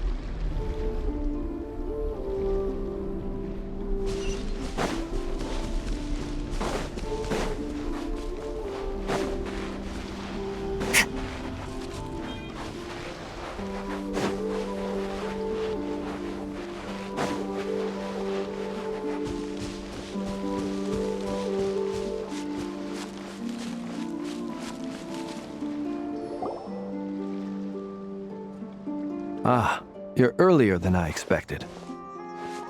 Hey, Flint's! Been waiting here long? Not too long. I came a little early so I'd have some time to think. Are you nervous about the battle? Quite the opposite. I'm reminiscing on my past battles. When I was awakened by the Ratniki, I had not touched a weapon in many years. I felt like the battlefield was not where I belonged. But after waging war against the Wild Hunt for so long, I came to realize something. A life of absolute peace is simply not a possibility for me. My restless flame indicates that somewhere inside of me, there is a deep yearning to root out the evil in this world. Oh, that doesn't sound like such a bad thing. Well, in the past, when I was a Fae whose primary concern was hibernation, it was hardly ideal. But it certainly serves me well here in the present. And I am delighted to be able to join forces with you in this endeavor. Looks like I'm not the first to arrive. Ah, Miss Lauma. Did you sleep okay last night? I struggled to settle down at first, because of the nerves. But don't worry. I got enough sleep in the end. I'll be just fine. Please, I'm just doing my part. Never! Over here! Aino asked me to relay a message. She said Anefa will be on high alert and keep a close watch over all secondary districts where defense is required, providing support as necessary. Meanwhile, Aino herself will provide range support to us directly, using her latest invention. Excellent. My thanks to all involved. The chest set's looking a little unstable. It won't hold him much longer. We should be prepared to engage at a moment's notice. No sense sitting around waiting. Let's make the first move while we still have the option. I agree. Paimon, find a safe hiding place. Got it! Be careful, Traveler! I will.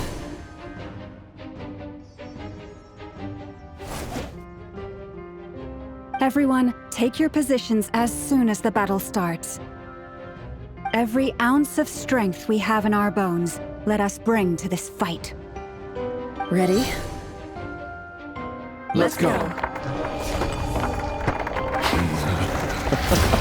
I've seen all your futile ploys before.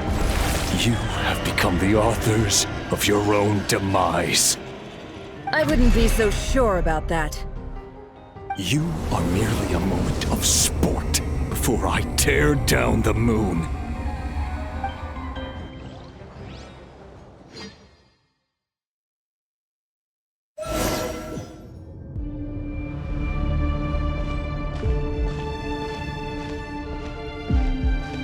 Stay on your toes. Yep, you too. You're just in me. The moonlight betrays you.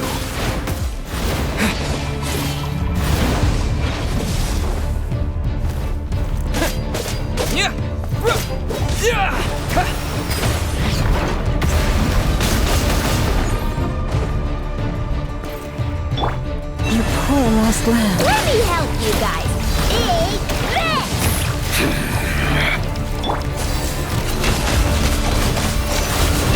Move! It'll fall to the truth.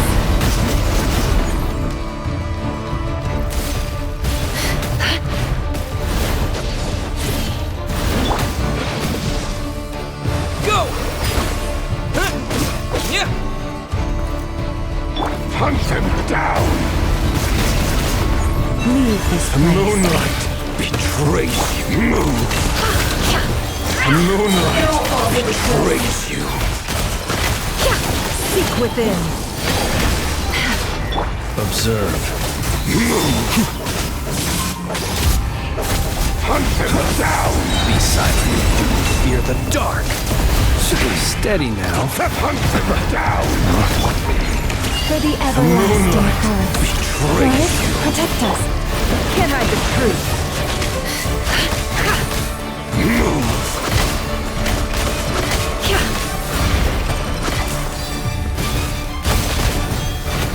Hunt him down! The moonlight betrays you. Keep your distance. Close your eyes. Fear the... It began with the moon, and so shall it end. The moon will protect you.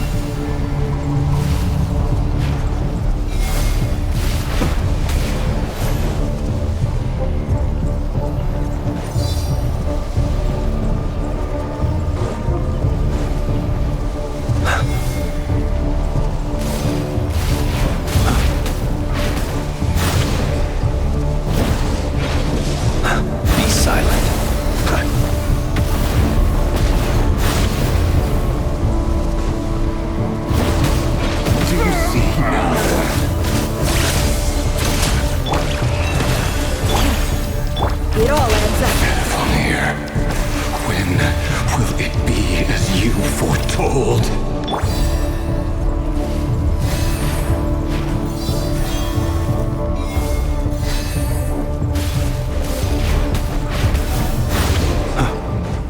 Observe.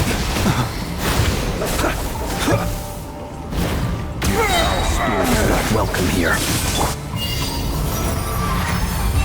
Forest, protect us. No more lies.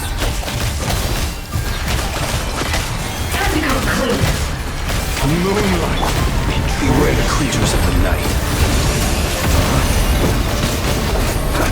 Move. Go! Yeah!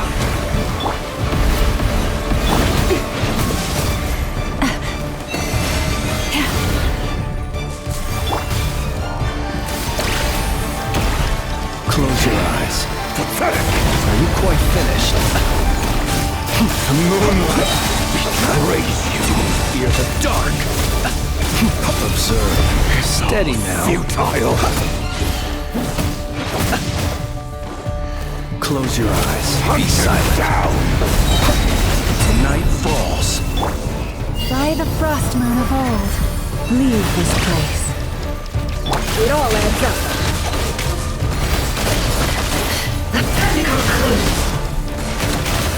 The deception ends here. Your little game of heroics is over. Who wants to go first?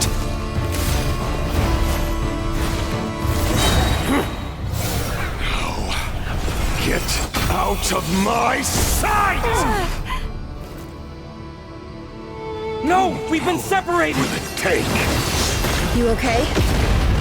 Never! Where are the others? Stuck outside the barrier. I guess he really doesn't like us. I told you before. Knowing too much is always a death sentence. Be careful what you wish for.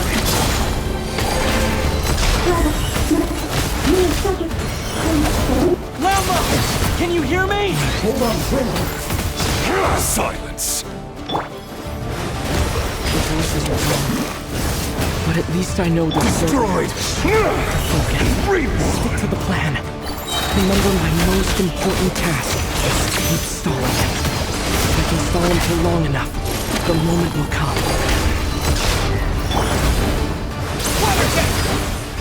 Run or hide.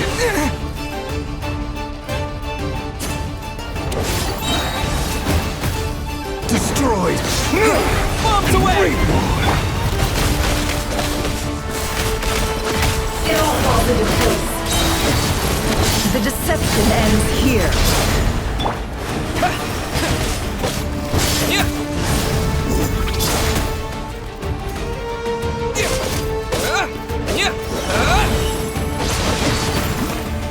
Go! Wipe out!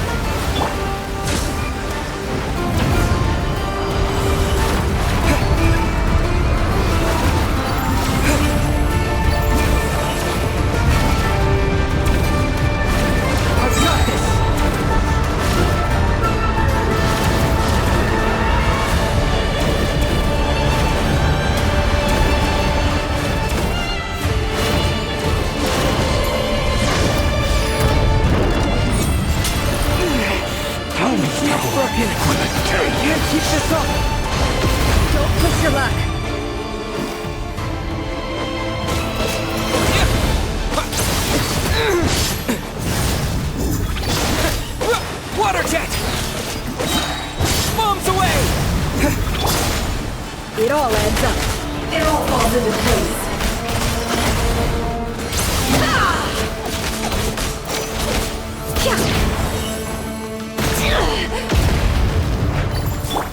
Water jet! Can't hide the truth. Time to come clean. The mystery unravels. It all adds up. Go!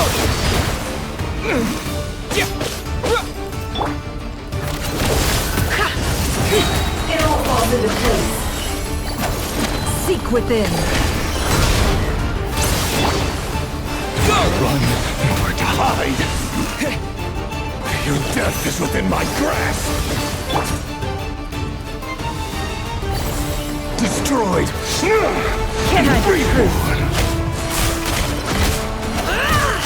No more lies.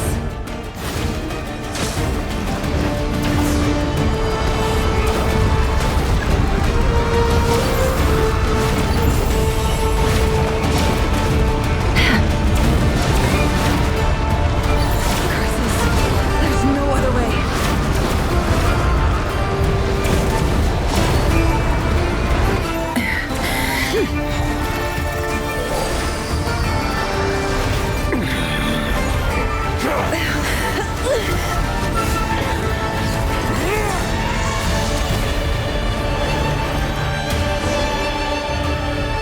The only way to defeat Rarer is to borrow his own power.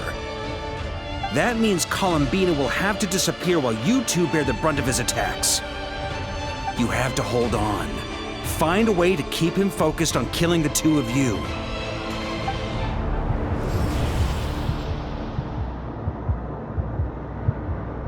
Never. Your eyes are bleeding. Soon you will be powerless to resist. And then, I will reduce you to dust. But that dust will plague your memories. Come on. Keep holding on.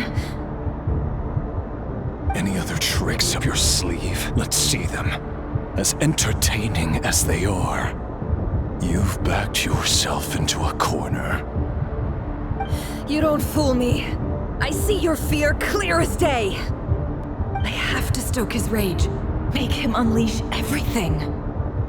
You fear what you could never defeat. You fear the thought of never being able to save your beloved. You cannot win the fight against fate, Rarir. Is that what you think? Well, now it's your turn to feel afraid!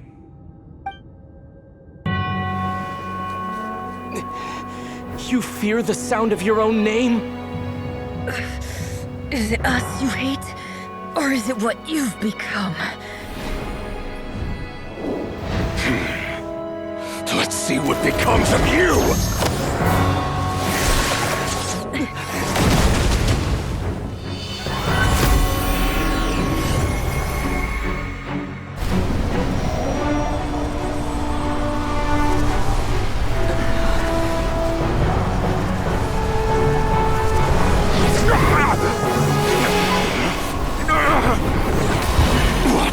Happening? That power. I've seen it before.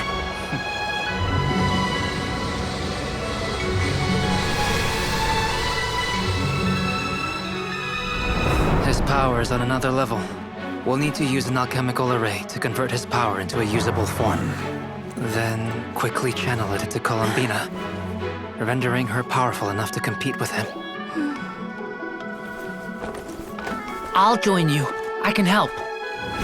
If I release enough abyssal energy into a confined space, it'll create a potential difference, allowing us to extract a huge amount of elemental energy. Next, I'll synchronize with everyone's minds using Pyro, then give you temporary access to their abilities and fields of view. But it won't last long. Can you see? Well enough. So, we have a student of Gold Rhine Daughter in our midst. How about that?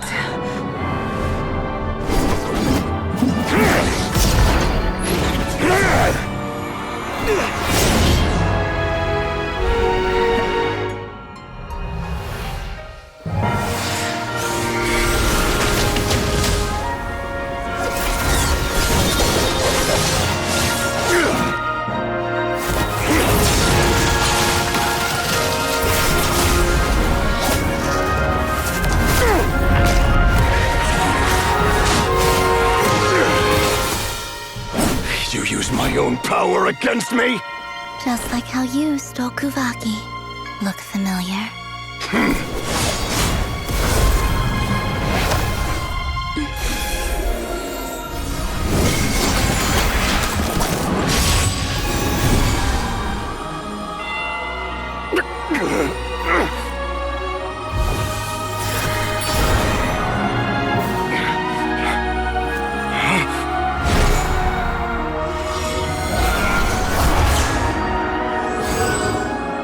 Don't you realize?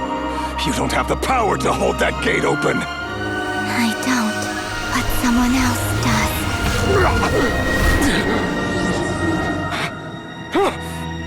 Goodbye, Rerir.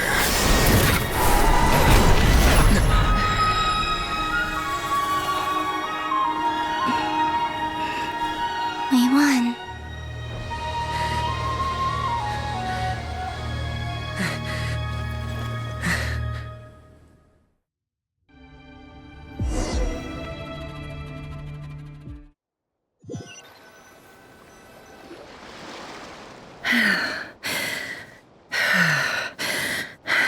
Nefer, how are your eyes? They're fine. Apart from the blindness, of course. It's not too late. Let me handle it.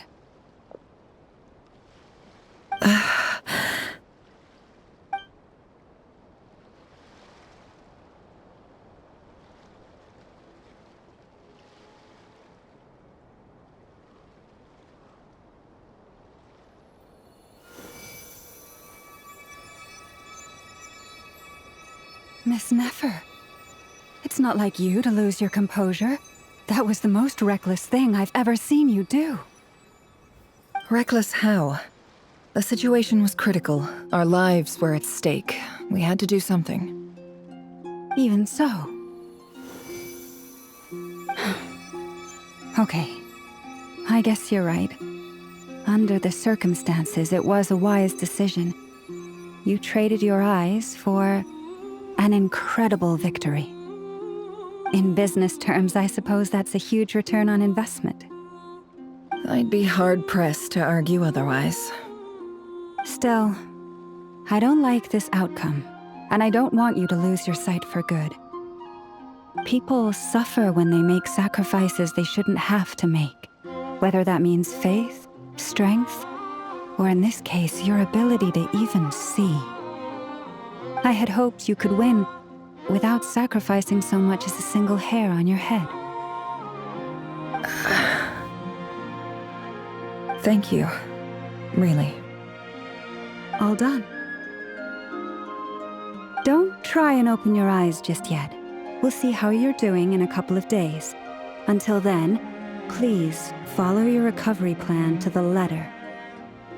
I'll send full details through Yehoda. For now, just get yourself home, relax, and rest.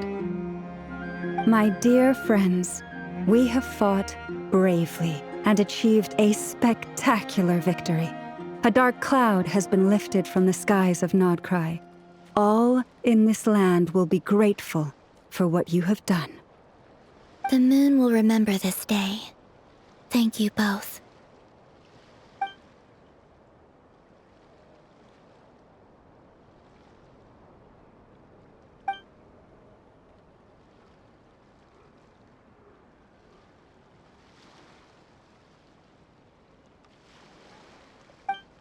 There's something I want to let you know. What is it? When Durin connected everyone's minds so I could access their powers, I also felt everything they felt. And since Nefer's eyes were injured, my eyes are hurting now too. Hold on. Let me try. I only feel the pain. There's no actual damage. I just thought I should tell you. You're right. There's no damage. That's a relief. But I must say, I'm surprised to hear the Kutar share something like this with me. In the past, you never used to open up about yourself. Things are a little different now from how they were. I'm learning to share how I truly feel with my friends. Friends. You have no idea how glad I am to hear that.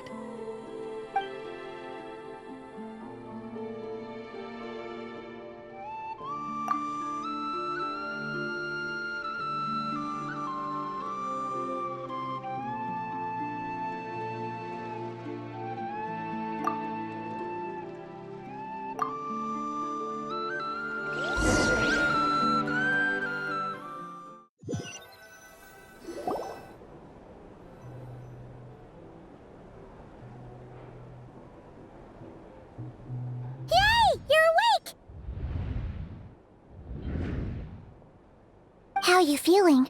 Any aches and pains? Did you sleep well? I'm doing all right, Paimon. No need to worry about me. Phew! Well, that's good. Paimon's been sitting on the edge of the bed worrying about you for ages. You slept a whole day and night. Poor Paimon had to eat all by her lonesome. Glad to hear you didn't starve. How was the food? Well, it wasn't the same without you there to share it. Honestly, Paimon just can't relax when you're not your usual self. She couldn't enjoy the food and settle down to sleep. Well, I'm back to normal now. Oh yeah, and Albedo swung by earlier. He said to tell you to head to the tavern when you woke up. Varker and the others are organizing a victory feast and they want to celebrate with you. He also dropped off some medical supplies, but you seem fit as a fiddle, so guess you won't be needing those. If you're feeling up to it, let's head over now. Wouldn't want to keep them waiting.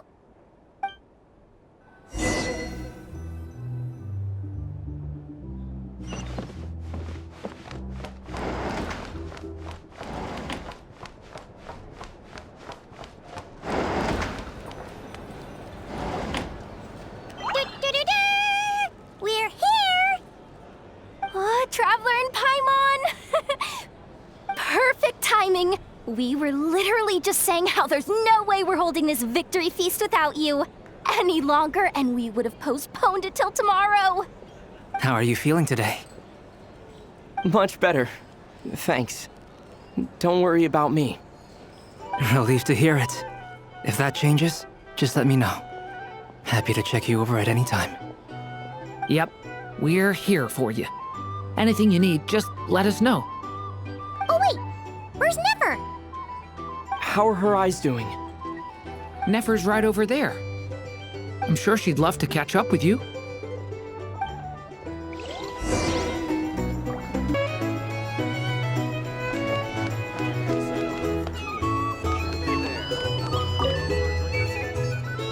Hello, you.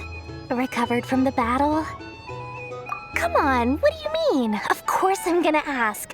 I care about my friend's well-being, and we are friends, aren't we? Get yourself a drink, you've more than earned it. In fact, today, your drinks are on me. Lord Sangamabe's got you covered. Wow, really? What about Paimon? Has she earned it too? Has she? Please?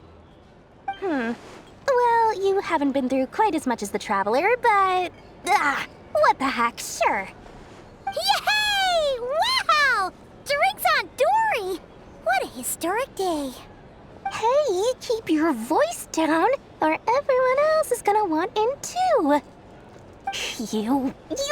Have you heard anything I've been saying recently? Doing business in Nod-Krai has been an absolute nightmare. If I'm buying for everyone, oh... Okay. Paimon will speak more quietly. Jeez. That's more like it. Don't you forget, Lord Sangamabe doesn't just go around buying drinks for anyone and everyone.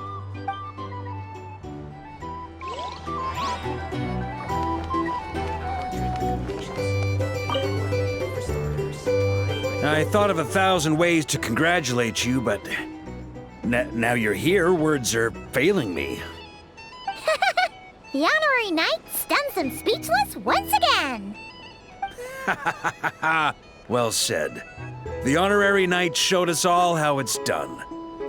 The other knights told me that Mondstadt was the first stop on your journey. All of us are truly delighted to count you as our friend. I'd like to thank you for supporting the Knights of Favonius, and also for helping us save Nod-Krai. Nonsense. Of course I'm gonna mention it. This is more than just business. It's a relationship. And there can be no relationship without showing gratitude where it's due.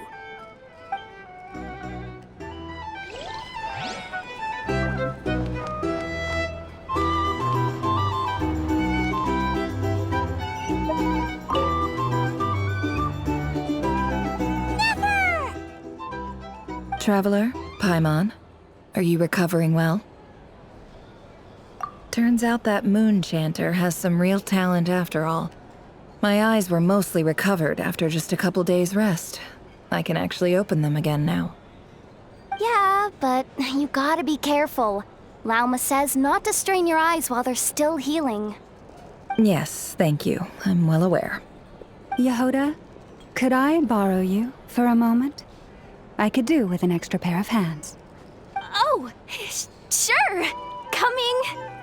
Did you hear that? I gotta go help Lauma for a second. You guys chat among yourselves. I'll grab us some drinks on the way back. Paimon, you still like 'em sweet? You bet! Make it extra sweet, because Paimon's earned it! Sure thing!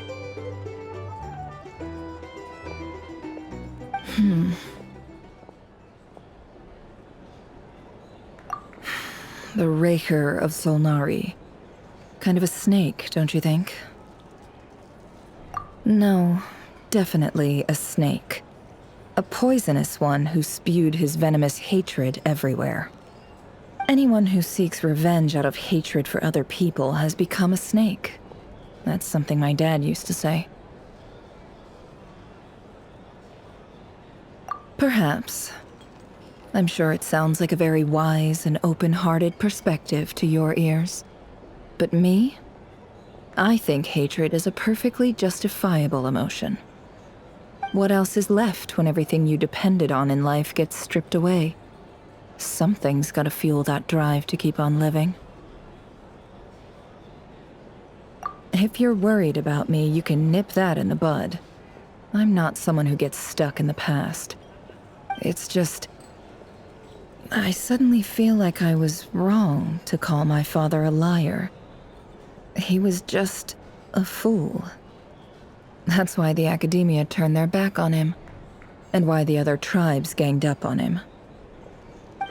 Oh, Father. How much better things could have been if you were a skilled liar.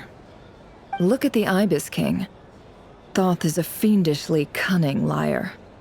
And yet, strangely, he feels more like a father to me than my real dad ever was. He's never brought it up, but I'd bet he feels the same way.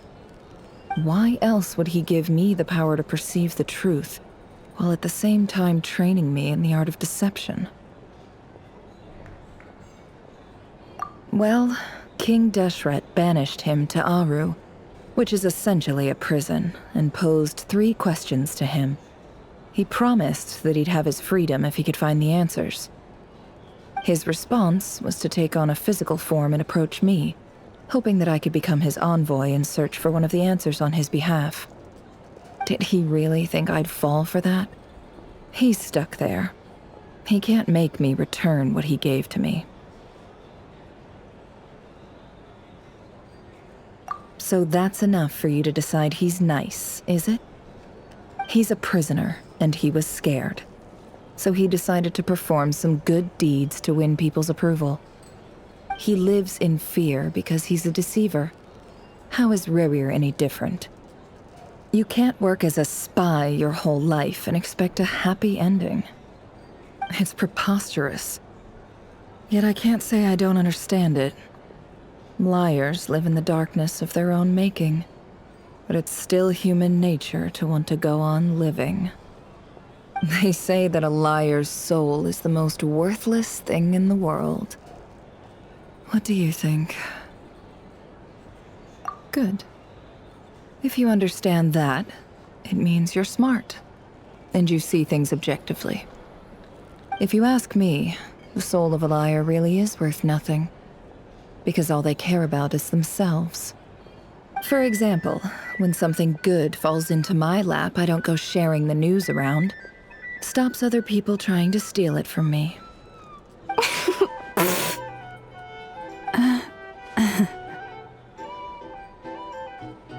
So be it. They have sharp ears. I can't keep anything from them. Wow, is that what it looks like? Well, you all know my past now, and I can't simply eliminate everyone who knows too much. So I guess I just have to put up with you. For the foreseeable future, at least. When you find yourself in a situation you can't control, the safest play is to keep calm and start monitoring everyone involved like a hawk. In the intelligence world, you need to have a sense of perspective and play your hand accordingly. If you understand what's at stake, please ensure my secret is safe with you. I trust you'll respect my wishes as a friend. But don't forget, I will also be watching you like a hawk. Very good. Oh wait! Now that the panic's over and we've all calmed down, Paimon suddenly remembered something. After all that build-up, our mystery ally never showed up even once!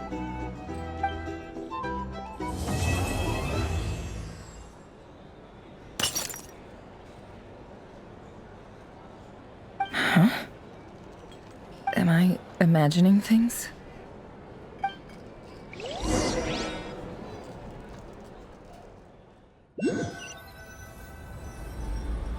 So, that close colleague who stayed behind with you? What's he been up to recently? Don't know, don't care. I get more normal human interaction from hanging out with Bosco 2 than him. Although, now you mention it, he hasn't bothered me in a while. I wonder if... If he's disappeared without a trace, it's the biggest gift he ever gave to the world. But I somehow doubt that's what's going on. He won't lie low forever. So we'd better stay on guard.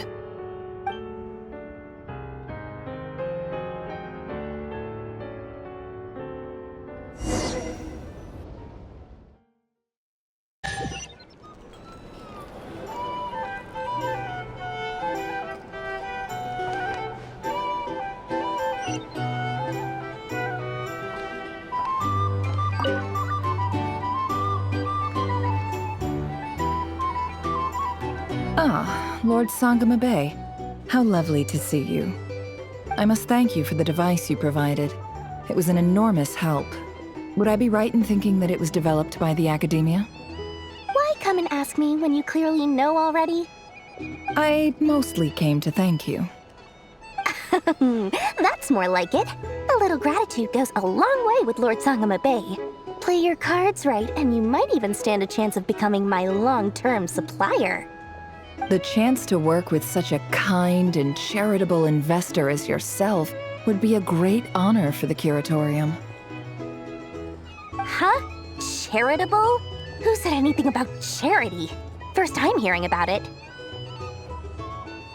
Let's see. The first plot of land you purchased in Nod-Krai, your desert interests, and... Stop! What do you think you're doing? Exposing my investment history! It's nothing to hide from. They're all perfectly legitimate investments. And some of the land you purchased was with the intent of building a sanctuary? Yes, I heard about that too. How did you... You're a curious case, Lord Sangama Bay. You don't like people finding out about your good deeds, do you? But I'm afraid no matter how hard you try to keep things under wraps, where there's a will, there's a way. You did it for Sumeru, didn't you? It was empty land that was gonna go to waste otherwise. I figured if I built something there, it might at least get some use in an emergency. Disasters are capricious things. They strike without any warning. I've lost family to a disaster before, and I don't want to lose any friends or business partners if I can help it. My elder sister used to dream of finding a sanctuary. Somewhere with plenty of food, water, and medicine. Where everyone could live happy lives. It was something I looked into, but after discussing things with the Dendro Archon, I decided on a more effective strategy. The tech people handled the tech, and Moneybags provided the Mora. It just made the most sense. It's a pity that so few people know the truth about you. Everyone says that you view everything in terms of Mora, and all you care about is growing your own wealth. So, what's the problem with that? Everyone wants to be rich. It's human nature. So yes, I love Mora, and it's nothing to be ashamed of. But surely you have dreams of your own beyond just making Mora. You don't get it, do you? My dream is to invest in other people's dreams. And, you know, make a nice little slice for myself along the way. Just thinking about it makes me happy. That sweet, sweet sound of Mora. Thank you. For the device? And the pendant. Oh, that. I was just returning a favor. Don't worry about it. Seems like we've both been away from home for a very long time. Yeah. So long that I barely remember what my family even looked like. That would be your mother, father, and sister? Yeah, though it's been years since my sister passed away. It's not like I want to forget them, obviously, but memory can be even more ruthless than the most calculating business person. Beyond a certain point, if something isn't helping you, it just gets rid of it. My sister can't help me now.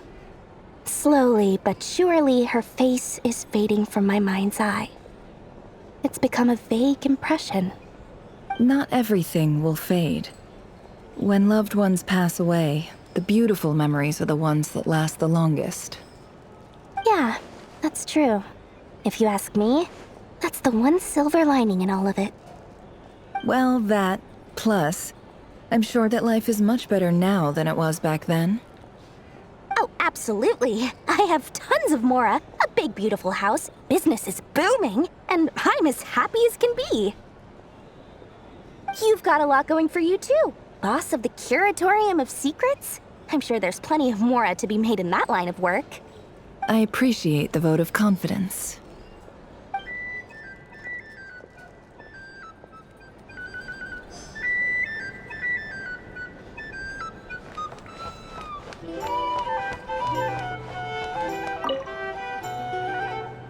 How have you been holding up? Any adverse reactions? If you start to take a turn for the worse, make sure you tell me right away. You don't need to worry about me, Grandmaster. I'm fine. I mean, I barely did anything, so... What? You're too humble, young man. You played an indispensable role in the battle for Nod-Krai. We can't thank you enough for your support. Sometimes, when people praise you, it's because you deserve it. The best thing is to accept it calmly and with grace. It's important to learn how to respond to words of admiration. Let's do a quick demonstration. Albedo, that was an incredible feat of alchemy. The pressure was on, but you worked flawlessly at lightning speed to get the job done. Thank you. I can't take all the credit, though. Durin played a big part in forming the alchemical array. See? Did you catch that? A masterclass in how to take a compliment. Okay, yeah. I did work pretty hard to help prepare for the battle. No point denying that. Hey, you guys! Hey, look who's bounced back. Looking good, Traveler. Seems like you've recovered. You won't need to take any more medication. Can I get you a drink? Huh? You know how to order at a bar now? You've sure learned a lot recently. Handling a drinks order is ridiculously simple compared to alchemy. Don't worry, I'll blend into society yet. Paimon believes it. You're clearly a fast learner, just like your brother. To be totally honest, though, Paimon didn't quite follow all the details when you first explained the plan to us. Don't worry, that's completely understandable. Unless you're a student of alchemy, it's hard to grasp the principle and how the process works. To put it in the simplest terms, we saw how our enemy stole the power of Kuvaki. And that gave us the idea of stealing his power to turn it against him. When facing an enemy you have no hope of defeating, it's best not to engage them in battle. So, instead of looking for a way to overpower him, we decided to help Columbina get strong enough to at least stand up to him in a fight. For this to work, we had to analyze his modes of attack, confirm who his main target was, and make sure that he wouldn't go beyond the range of the alchemical array. For added security, we prepared a total of 4 arrays. But to mitigate the impact of the battle, we identified one location in particular as the ideal spot, which is where the confrontation took place. The alchemical array absorbed his abyssal power, then Durin processed it to render it usable by Columbina. That power enabled her to do what would otherwise have been nigh on impossible. What surprised me was that Dainsleif actually agreed to join us. Given his history with Rerir, he had every right to sit this one out, but we're extremely grateful for the decision he made. It must have been a painful choice to make. But I'm sure that making a decision was far better for him than staying in limbo. Absolutely. He was torn between 2 paths, but in the end, he made his choice and stuck to it resolutely. He doesn't strike me as the sort of person who'd stay trapped in limbo for long. Anyway, however you cut it, everyone gave a stellar performance. And now, it's time to kick back and celebrate.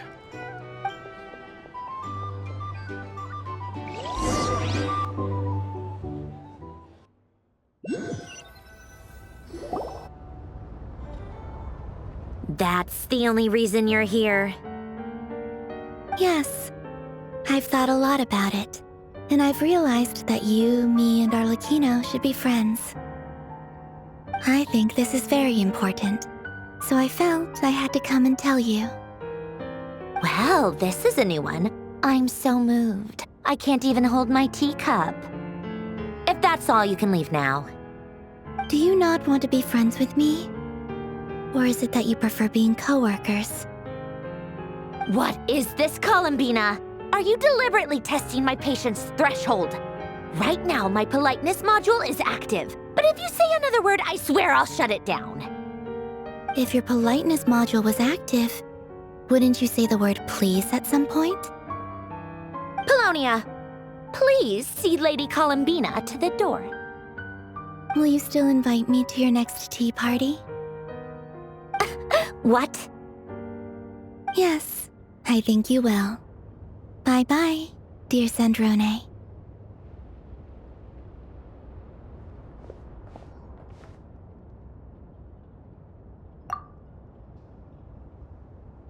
Last time, the Wild Hunt escorted you out. Would you rather I handled it myself this time? We just wanted to, see how you were doing now that it's all over. Why? Out of concern for my safety? I hope you didn't seriously think that the Rahier of Solnari would be able to lay so much as a finger upon me, given how prepared I was. Mostly because you kind of helped us out, so we just wanted to check you were okay. Looks like all your robots are fixed, huh? Oh, don't you worry about that. Tea time is already a write-off. The visitor before you managed to kill my appetite. If you're in the mood for tea, go ahead and help yourself. Otherwise, it's going to waste. My coasters are still missing in action, though. Use this notebook instead. Whoa! Pretty hefty notebook. Look at all those calculations. You can ignore those. They're just dumb scribblings. I doodle and write in my free time. Sometimes I remember the distant, dreamlike past. Sometimes I imagine the far-flung future. And other times, I grit my teeth and note down all the crazy nonsense going on in the present. Some people do the crosswords in the newspaper. This is my equivalent of that. Trying to predict the future is like daydreaming, and writing about the present just makes me furious. The past is my favorite. If nothing else, it's already set in stone, so I don't have to rack my brains trying to figure it all out. Huh. Although, having said that, the only vaguely interesting memory in my past is probably that guy they call Lord Artificer. Who else? Pretty much all the mecha in Fontaine are his personal handiwork. Wait, are you saying you know him? Like, personally? As a friend? I mean, I guess we were friendly enough. Yep. In fact, I'm probably the only normal person left who knew him at all. We used to chat occasionally back when he was still around. Before he passed away, he asked me to destroy all his manuscripts. I honored his request, but I did read through everything first before destroying them. I mean, I couldn't let the genius of Lord Artificer Alain Guillotin disappear like that. Would have been such a waste. So, that's where the formulas in your notebook are from? I just told you. Those are my equivalent of crossword puzzles. They're just dumb formulas that I solve for fun when I'm bored. Alain's work was like epic poetry. The formulas in my notebook are just silly little riddles in comparison. Not that there's anything bad about them. I mean, at least, solving those riddles isn't going to hurt anyone.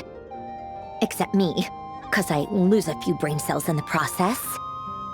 Anyway, while we're on the topic, I might as well tell you about what happened to him and his friends.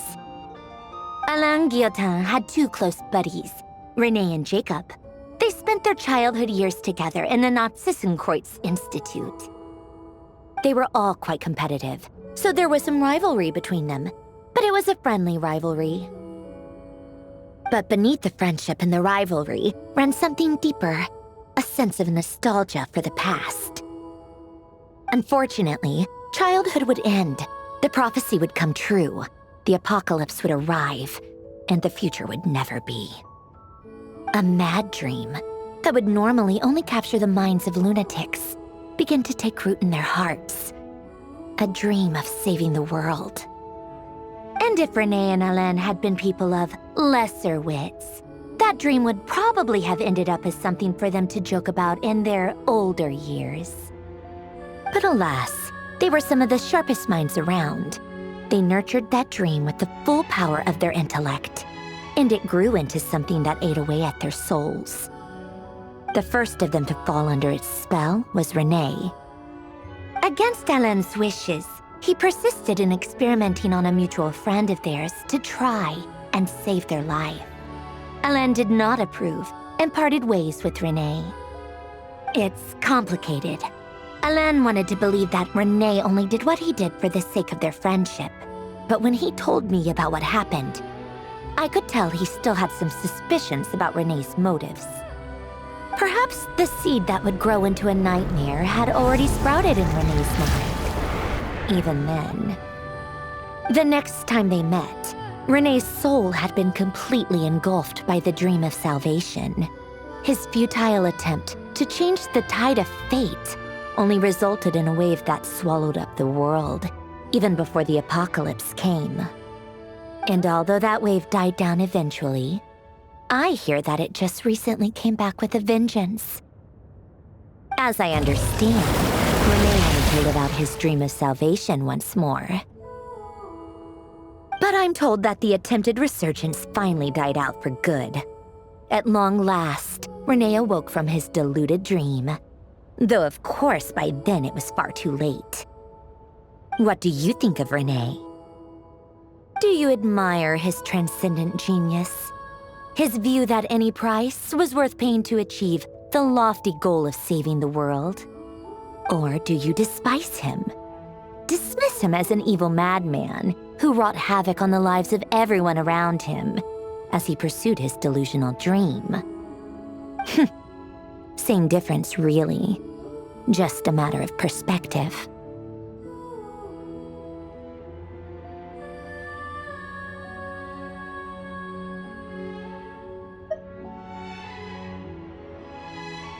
Really?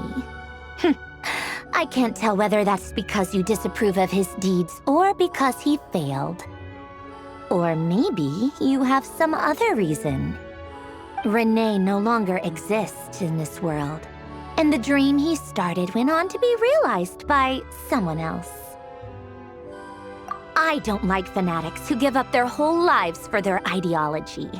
Nor do I like fools who let their delusions take control. Maybe I could understand if Renee had just been an ordinary person. But he had a sage-like intellect, and still managed to get himself lost in the labyrinth of his own desires. Anyway, that's enough about Renee. Now, moving on to Alain Guillotin, the Lord Artificer. He managed to put a stop to the first storm whipped up by Renee. But after that, Alain lost his friends and family. To his credit, I suppose, the loss of his family and friends was purely a tragic accident. It's not like Alain sacrificed them for his cause or anything. After that, the only thing supporting his work was the same dream that had dragged his closest friend down to the abyss. But although the desire to save Fontaine drove him to found the Fontaine Research Institute, Alain continued to reject any form of transcendental knowledge or power. He was suspicious and fearful of it, having seen the way it had affected his closest friend. I think that formulas and machines derived solely from human intellect were the only thing that gave him a sense of spiritual comfort. Yet Alain's intellect was simply too great. It barely left him space to breathe in his lifetime. Once he realized that the end of his life was approaching, he finally accepted the truth.